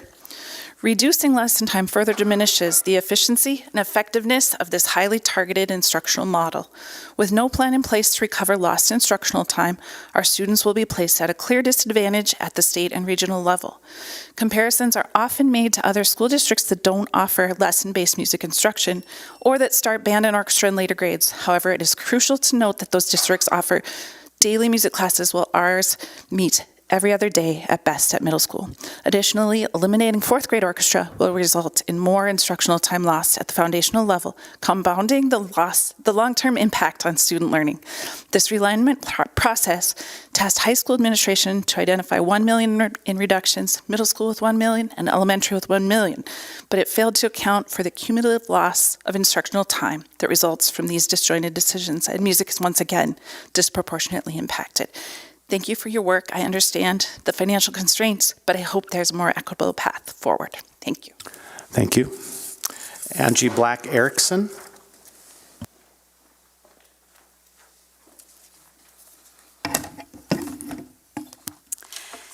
Hello, I'm Angie Black Erickson, and I am honored to be in my 29th year teaching 7th and 8th grade choir at South Middle School and over 35 years teaching at SPA. For all of these years, I have seen this district and community celebrate our excellent performing arts, but today I'm frightened for the future of that excellence. Yesterday, we spent time in professional development discussing the dire need for understanding students' mental health issues and that students need empowerment, connection, safe spaces, grit, and teamwork. I hope to convince you not to make cuts in the very programs that teach those exact skills better than anything else I know. The current budget cut proposals suggest making cuts in music positions that, as you've heard, could equal up to 27% of the suggested district certified cuts. Obviously, these suggested cuts target music disproportionately. Even though our community, time and time again, has urged you to support music to the fullest so we can keep offering high-quality music education. When you cut positions and presumably plan on combining jobs, you spread the remaining teachers dangerously thin. You force educators to teach outside of their areas of expertise just to fill a schedule. You are expecting performance groups, bands, orchestras, and choirs to maintain their high standards while simultaneously removing a great deal of lesson time, the instructional time where students actually learn how to play or how to use their voice correctly. There is a misconception about lessons that these are private one-on-one tutoring sessions. They're not. We teach multiple students at a time in 2 half-period lessons per class period. This is the only time students learn the specific technique for their instrument or voice in that highly targeted instructional model. For example, in middle school choir, I would have to single out students in a large group rehearsal when their voice is changing and they need to learn what octave they're singing in and what notes on the page fit their unique voice. It also means not preparing students for solo and ensemble festivals or all-state auditions. You can't teach these things in a large group every other day rehearsal with only one teacher. If we lose music opportunities for students, we widen the gap between the haves and the have-nots. Families with means can buy private lessons and performing opportunities outside of school, but for the student whose family cannot afford the time or money for outside groups and lessons, school is their access. I know the pressures on math and reading scores in our society. I wonder if that's the reason our district is not making across-the-board cuts. In my opinion, test scores measure how well you test. They do not measure the necessary skills found through music that are needed for success in life, which are how to work toward excellence, collaborate, empathize, create, or lead. These are not extras. Music is not an extra. Not everyone participates in music, but wise people see the extreme value in offering these opportunities and appreciate how, in some cases, music keeps students engaged in school and life. I've always pitied districts without strong music programs. They seem lifeless and struggling. I never imagined my amazing district would choose to be in that same position. People move to Grand Forks because of our quality arts. Please don't let Grand Forks become a district that prioritizes test scores over the actual humans taking the test. I urge you to reject these disproportionate cuts and protect the heart and vitality of our schools and our community. Thank you. Thank you. As we did at last week's special meeting, since the other comment I have is about a different concept, any questions or clarifying comments from board members about these concepts at any level? Anything you want to lift up or have clarified? Yes, Ms. Flynn? I might have some follow-up questions, but I also want to recognize that our student board members weren't here last time, and I think we have valued their position on the school board, and while they don't have any voting privileges, I'm interested in hearing their perspective as we've navigated some of these conversations, if they would be willing to ask or questions or comments.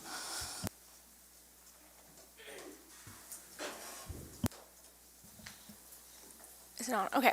Well, me and Michaela are both in a bunch of different musical programs, and I think we can both see the passion, the work ethic, just the amount of, I don't know, just people are so passionate about music, and it's hard to see teachers and students getting so angry and so just frustrated with having to deal with just the same stuff year after year. I hear it from a bunch of different people all the time, and I really like just the culture of the music department at Central specifically is it's so welcoming, like some people have said, and I'm just really passionate about it, and I think that I would also recommend just revisiting some ideas and seeing if there's ways that we can like shift the budget. But maybe Kayla has something else to say.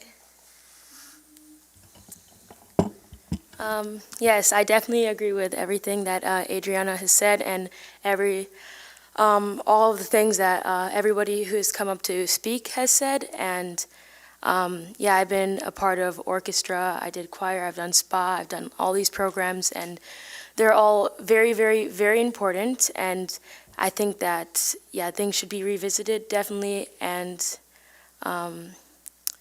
it's just the community that you find within these places, like talking about, like, school can be hard for a lot of people. It can feel like you're isolated, but these groups bring people together. You feel very connected with others. You learn so many different skills that you wouldn't be able to do within these other classes that are not related to music. And sorry, I'm kind of like, I took a lot of notes, but now I'm speaking and I don't even know what to say. But I just feel like we should really listen to what the people have had to say, and you can just see how passionate the people are about this. And this, like they said, this is not just the district, this is our community, and it's important that we do what's best for everybody and be fair to everybody as well. Thank you both. Ms. Flynn, did you say you had something additional? I think this is more of a general question, but we have got some emails and there were some comments made about we were here 2 years ago and now we're here again. How did we get here? Why did we get here? And more so, I think a general understanding of there seems to be a lot of thought that this problem is mostly to all internal. And I will say that at the end of the day, the school board and the district own the responsibility for the financial, budget of the district, and that's why we're here. But I also am hoping that Brandon or Dr. Brenner can speak on some of the external factors that we've experienced as to why we're having these conversations. I think it's important to continually highlight because a lot of the advocacy that's happening here, I think could really benefit the school district if we use our voice with the state legislature as well, because there are some concerns that have tied our hands. And so I'm hoping that we can just maybe have a conversation or revisit just to create a better understanding for people that have come and gone through the conversations. Mr. Baumbach, do you want to take the first go at that? Yes, thank you, President Berger, Member Flynn.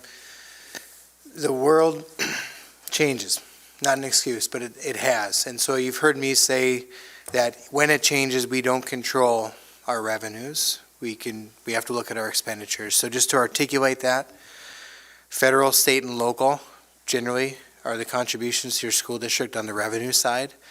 Federal world has certainly changed, and what it means to us is on this year's budget alone, some of the federal grants have already been reduced by 8% with a great deal of uncertainty for future years. As far as state goes, it's 2/3 of our revenue source, and it's decided every 2 years that the state capitol legislature gets together, not just on the per pupil payment, but all the rules we follow, unfunded mandates, etc., special education. There's a lot that goes into that. And so they will tell us what we get. Last time, 2.5% for each of the 2 years of biennium. And the third bucket, being local, is how much our community is willing to do for our school district and otherwise. And our community has done quite a bit. We've maximized the mill levy allowed for our community to do so. The state did weigh in at the last legislative session, capping the amount of growth we can feel, or we can earn within that bucket at 3%. And that's their prerogative, and certainly responding to local taxpayers' voices that are concerned, but they've capped what we can grow. So in previous years, recent years, we've grown as much as 8% year over year, and we're capped at 3%. So those things come to affect our budget. Then we turn to our expenditure side to try to control for all those unknown variables. One of those that greatly affected us this year was a drop in enrollment. So when you lose 150 students, or that's where your enrollment is adjusted downward, you could take on average just the state component for each of those students would be about 11,500, not the exact number. And so that affects your budget greatly. And so there are a whole lot that we don't control.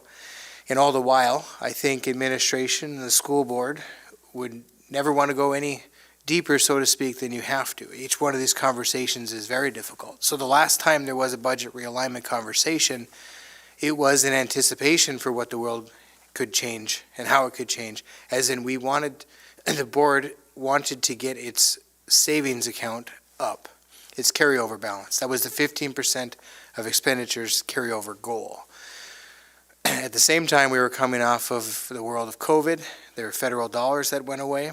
And so even when those realignment concepts were actuated, not every one of them was. And so not everything was done as originally designed, so we didn't quite meet that muster. And then when you compound the enrollment drop, et cetera, we've gotten to a position where that carryover balance is not strong enough to sustain where we're at for years in a row. So that's the urgency this time. It has revisited certain conversations, and it's difficult. But I would say the context is changed. It's not a savings goal. It's a reaction to where we are now and knowing that it can't continue. Just to lift up one thing that wasn't a part of the board retreat recap, but was very much real in the room. We had a conversation about the realities of our district may get to a point or would get to a point without this realignment process of not making payroll and what those steps would look like. And so I don't know if you want to lift up any of that, but it is a different conversation this time around than it was 2 years ago, certainly. I don't know if you want to lift up any of that you shared in the room about what those possibilities. Obviously, we don't want to go there, but these are the real conversations that we're having. All right. Thank you, President Berger. It's largely a sense of uncertainty to get to a place where if your school district wouldn't have sufficient funds to operate. There would be certainly outreach to the state as far as what next steps would look like. There would be harder conversations than this. So it is unclear exactly what those measures would be, but it's safe to say that it would be harder conversations than this. Yep, Dr. Brenner. Some of you have heard me say this, but some of you haven't. This isn't the board who hired me in 2018, but 7.5 years ago, one of the final concluding comments that I had when the board asked whether or not they should hire me over the other two applicants, I didn't say you should. I said if you want to have difficult conversations about the budget looming in front of us, facility conversations looming in front of us, then consider me as a candidate. But if you have no appetite, don't select me. So I knew that in 2018 that we were going to have these really difficult times because the state had said in 2013, 2014-ish, that they were going to take over 80% of funding for public education. That lasted a year and a half. They're at 60%. So if people are wondering, how did we get into this situation, therein lies the answer. And the other thing that I cautiously say, but I'm proud to say it, is we want to compensate our people. And we want people to come here, and we want people to stay here. And I'm not tone deaf. What I've heard the last two meetings about people not wanting to come here or people wanting to leave here because of these really difficult conversations that affect people's lives and affect people's mortgages, I'm ultra sensitive to that. But it's not a brand new concept. Anybody who is paying attention to what was going on in Bismarck the last several legislative sessions and taking away what Grand Forks had as a luxury for the longest period of time until probably halfway through Dr. Nyblad's tenure between 2008 and 2018 was an unlimited mill levy at the local level. So if additional cash on hand was needed for the general fund, it could be levied without a voter approval. So, but those days are gone. But I think it's important to highlight that many people saw this coming.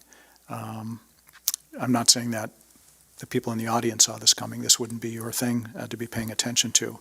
But certainly educational leaders across the state have anticipated this, and we're not the only school district going through some difficult financial times. Thank you. We do have one more concept in our public comment period. This is Christy Sandbeck related to the Virtual High School Academy and instructional coaches, or instructional coach.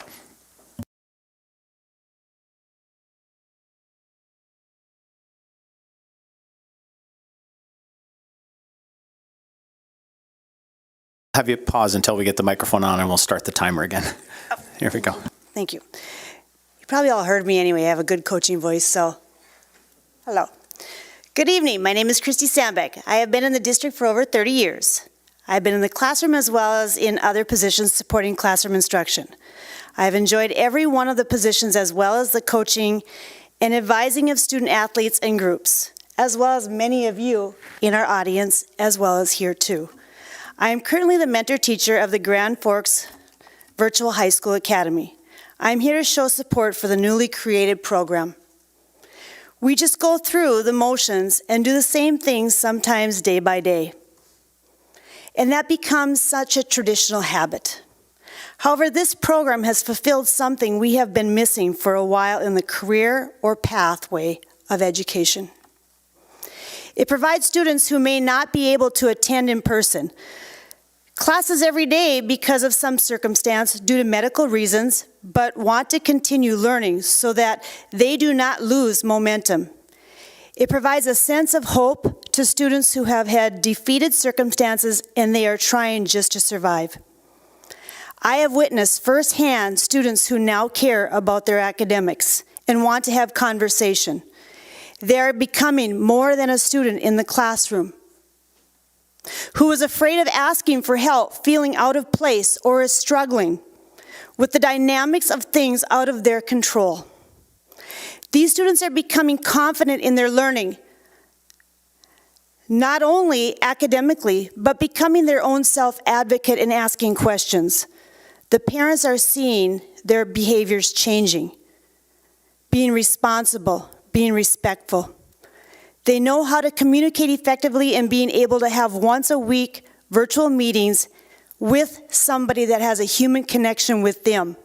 Not all online programs have a human at the backside taking on virtual connection weekly.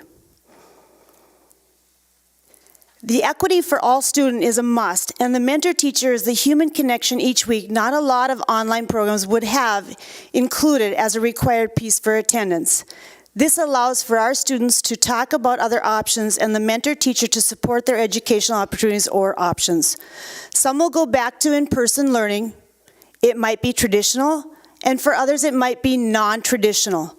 But it is the hope and courage each student has given to allow the success to show for each and every one we serve in this program. What will this look like in the future for our district, and what could this be for so many who have circumstances which they cannot attend every day nor control? Which brings me to another equity piece I serve. If the instructional coaching position and staff for all buildings are equitable, community high school would lose their instructional coach. The position is part of Source of Strength, advisory groups, goal meetings, and student academics. So, furthermore, we are all enough. And like my mom says, I know we are in a mess right now, but messes can be cleaned up. But the people in our house are only here for a short time, so treasure them. Thank you.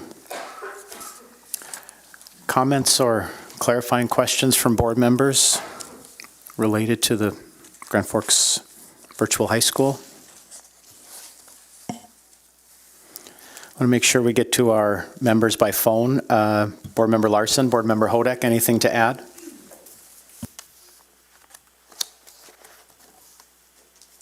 Nothing to add. Thanks, Dave.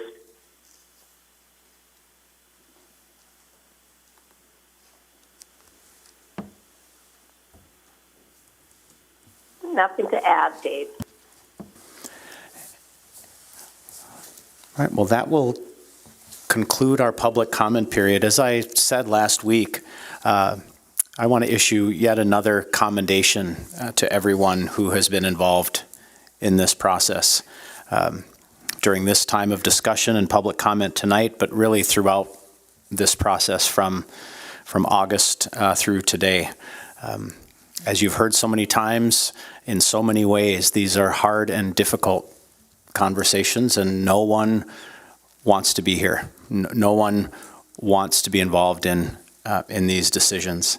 But I believe what we have demonstrated to our stakeholders and shareholders, most importantly to our students and staff and families, to our community, is that we are having these conversations out in the open, that we continue to strive for transparency and participation. So to all of you who have participated and continue to do so, who were here to speak publicly or to stand next to or sit next to someone who did, to offer your support, thank you. It means that all of this matters. And my sincere hope to all of you here and all of you listening is that you can see how much all of the people involved in these conversations are pained by the thought of these decisions. We care deeply. We're thankful for the ability to have these conversations civilly, and the time spent between meetings, between retreats, to contemplate, to process, to seek additional clarification. It doesn't make these decisions easy by any stretch, but we have been supported collectively in what you've seen demonstrated here tonight. And so a heartfelt thank you to everyone involved for time and for your thoughtful consideration. Yes, Dr. Lund? I know we don't have much of an agenda left, but I wonder if we could take like a 2 or 3 minute break to allow people that want to exit rather than plod on. Sure, that's a fair point, Dr. Lund. What we have after this point in the meeting, we have a consent agenda, which is fairly routine. We'll hear our financial statement. We'll have a report from the Finance Committee and one action item related to safety and security upgrades at Central High School, as well as announcements and requests. So in just a moment, I'll give you free rein to move on to the next part of your evening, but please note, all of these meetings are not only live streamed, but archived. So to go to Facebook and Grand Forks Public Schools, you can watch back. You can find your way through the parts that maybe you missed in transit or travel.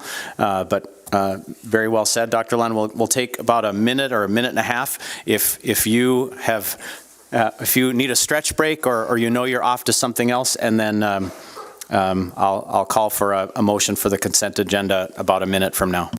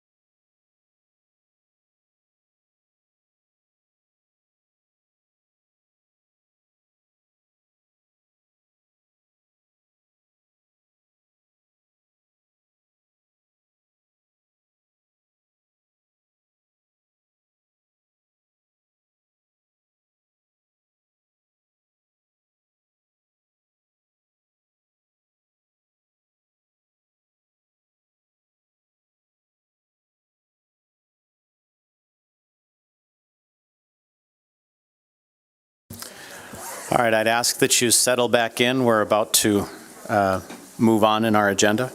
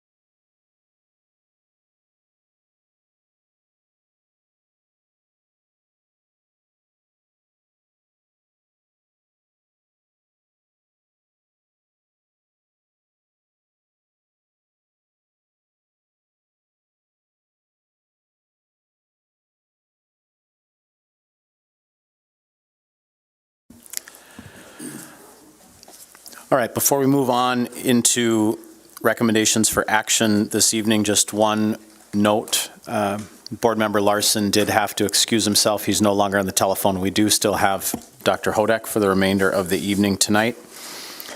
5A on the agenda is our consent agenda. I would seek a motion to approve the consent agenda as outlined in your packet. It's been moved by Mr. Clevin. Is there a second? Second by Mr. Manley. We'll take a roll call vote. Manley? Yes. Anderson? Yes. Kodak? Yes. Levin?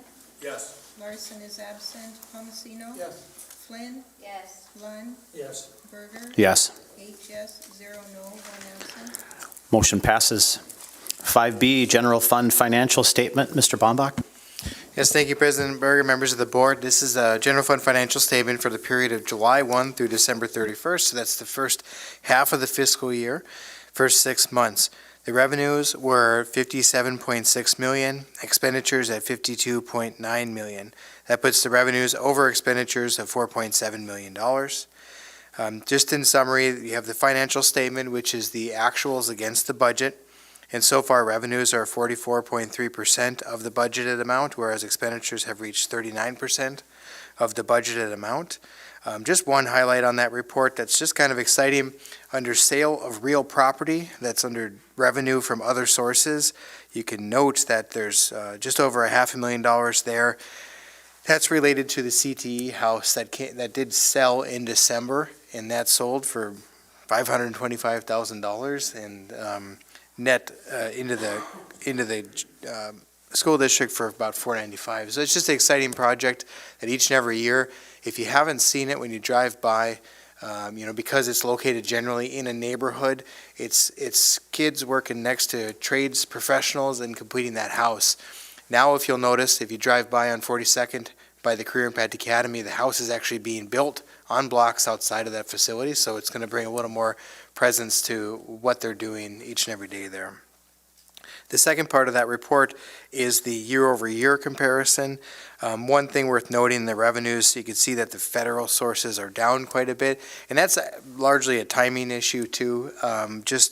We just put a ton of reimbursement requests in for the second quarter of our fiscal year, so as December 31st wrapped up, and I would expect in our next report that reflects January financials, that will come up.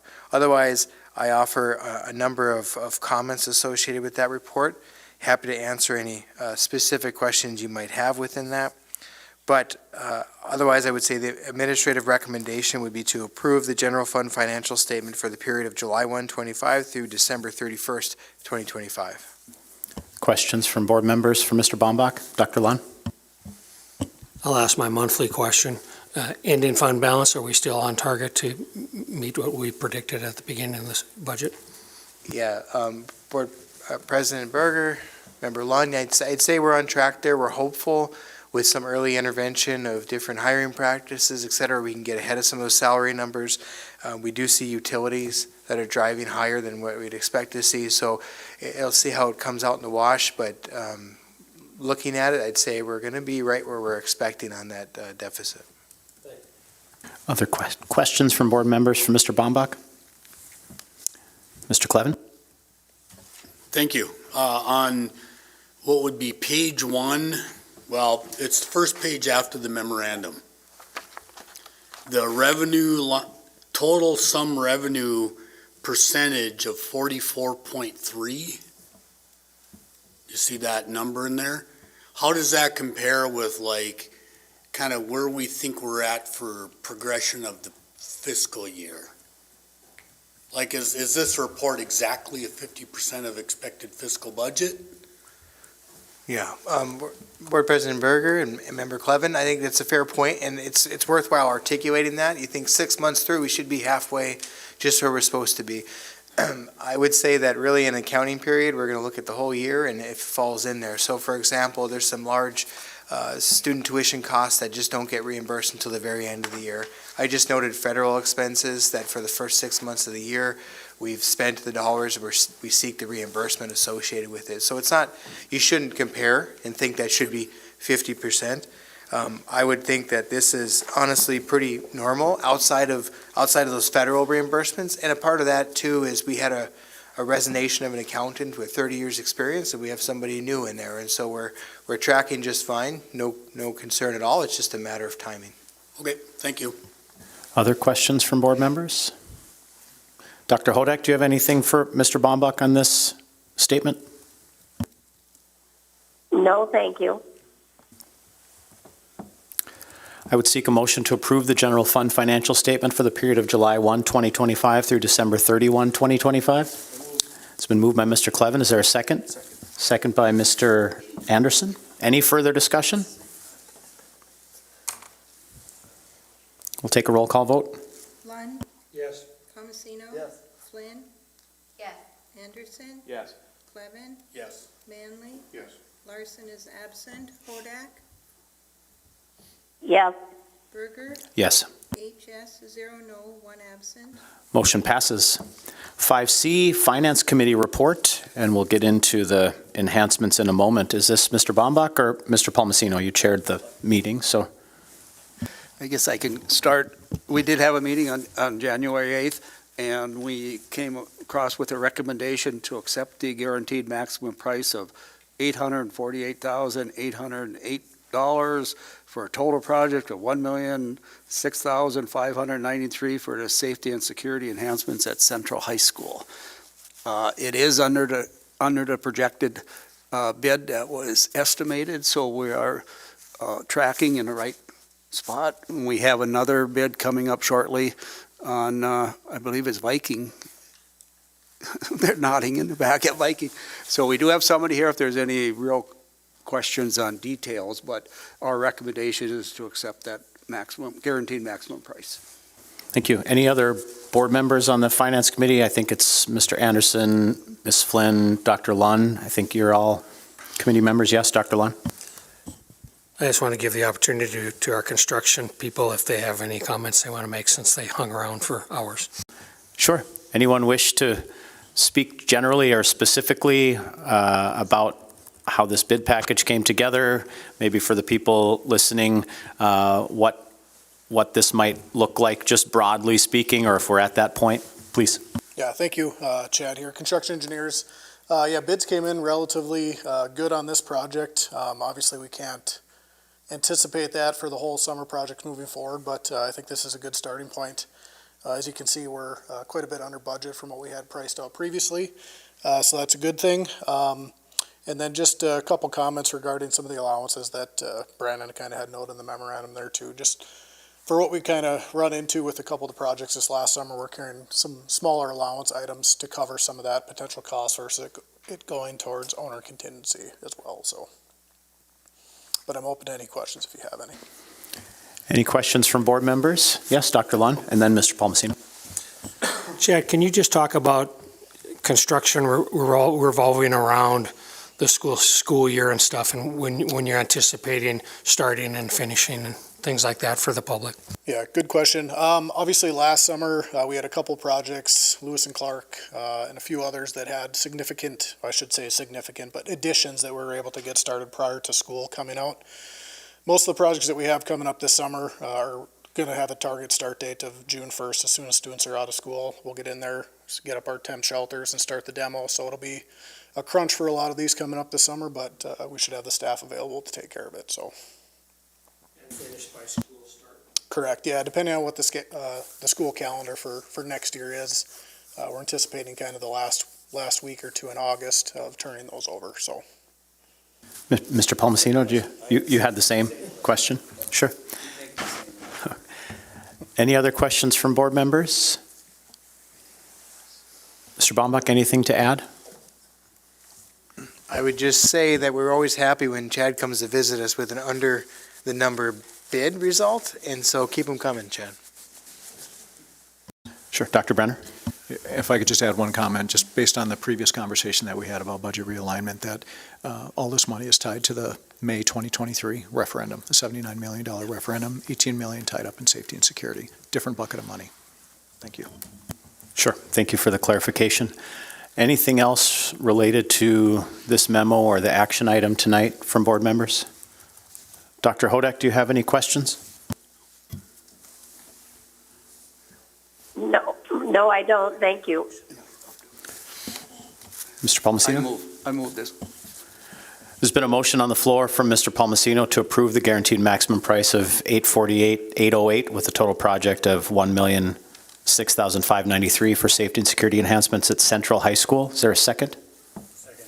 A second by Mr. Clevin. Any further discussion?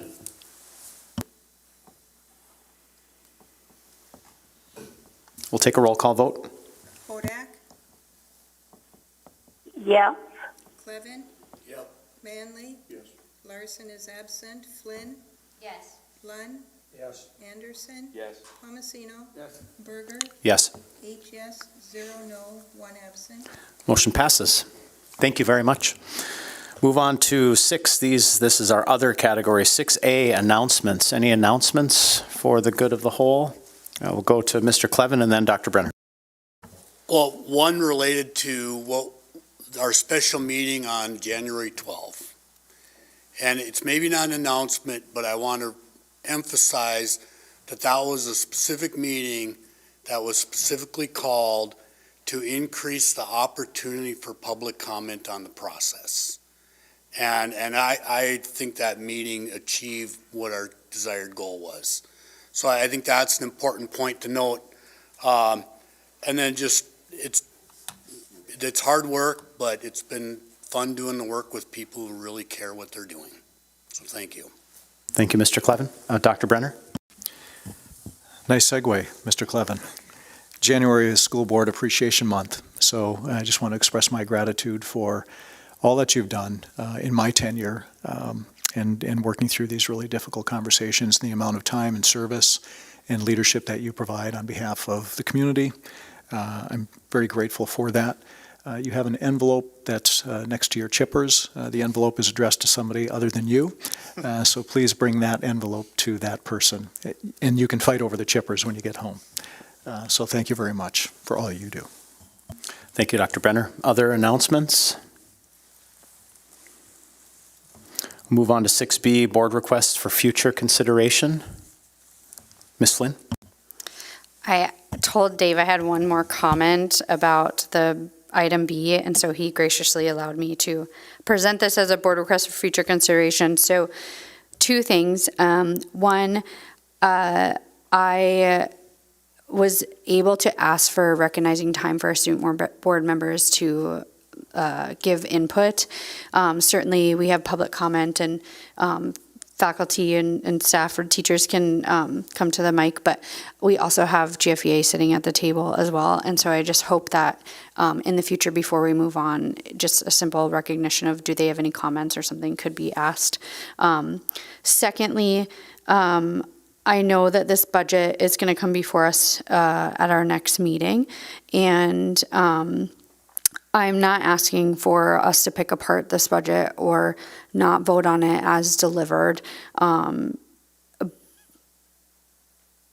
I think one of the items specifically, and I'm probably beating a dead horse on this one, is the elimination of the virtual high school. I think it sets a precedent in a negative way that we will spend years creating a program and delivering a program that then we are just going to say, because of a budget constraint, we're going to take away. Everything else on this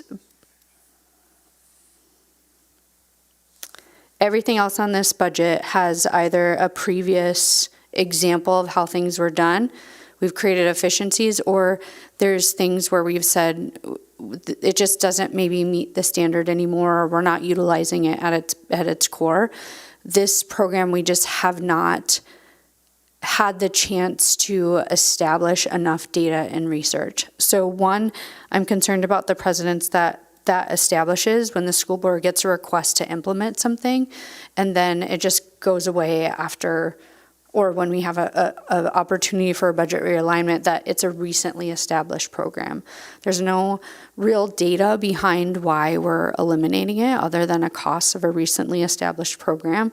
And when we've had conversations, when we negotiate contracts with teachers, whether it be a new thing that we're doing, whether it be something we can't agree on, we've set a standard, doesn't have to be as is moving forward, that we will collect data and put a study group together.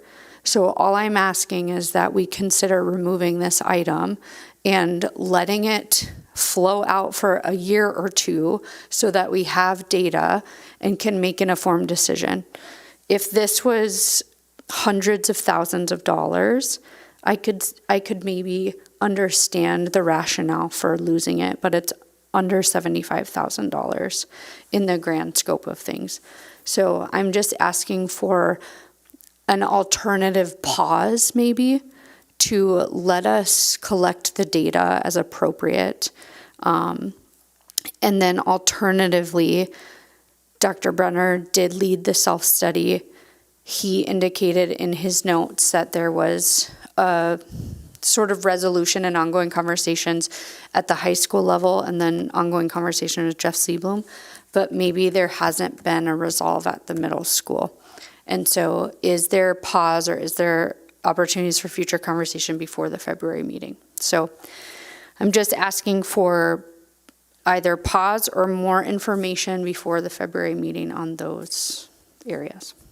Okay, thank you. Are there other board requests? Yes, Dr. Lund? Well, just a comment. I wish that it occurred earlier in the meeting because now we can't talk about it because I think we would be violating open meeting laws. Well, we just went on and there wasn't a request for, does anyone else have anything to say? Right. So we can talk about it at the February meeting too. Sure. Yes. Yeah. And just a reminder to those listening or tuning in or checking back in, the budget realignment package or process will be on our agenda, as I would expect, on February 9th, but certainly doesn't mean that we don't have the room for discussion, for plenty of deliberation, even if there's a motion on the floor at that meeting. So there certainly is time for that as well. So thank you both for your comments. Other board requests for future consideration? Dr. Hodek, one last time, I'll invite you for announcements or a board request for future consideration. Thank you for asking, but I have nothing. Okay. Move on to 6C, school board meeting norms. Mr. Palmasino, how did we do? Would you turn your microphone on one last time? We did okay. Wow. Okay, well, you heard it from Mr. Palmasino. We are adjourned. Man, I was hoping for a little more.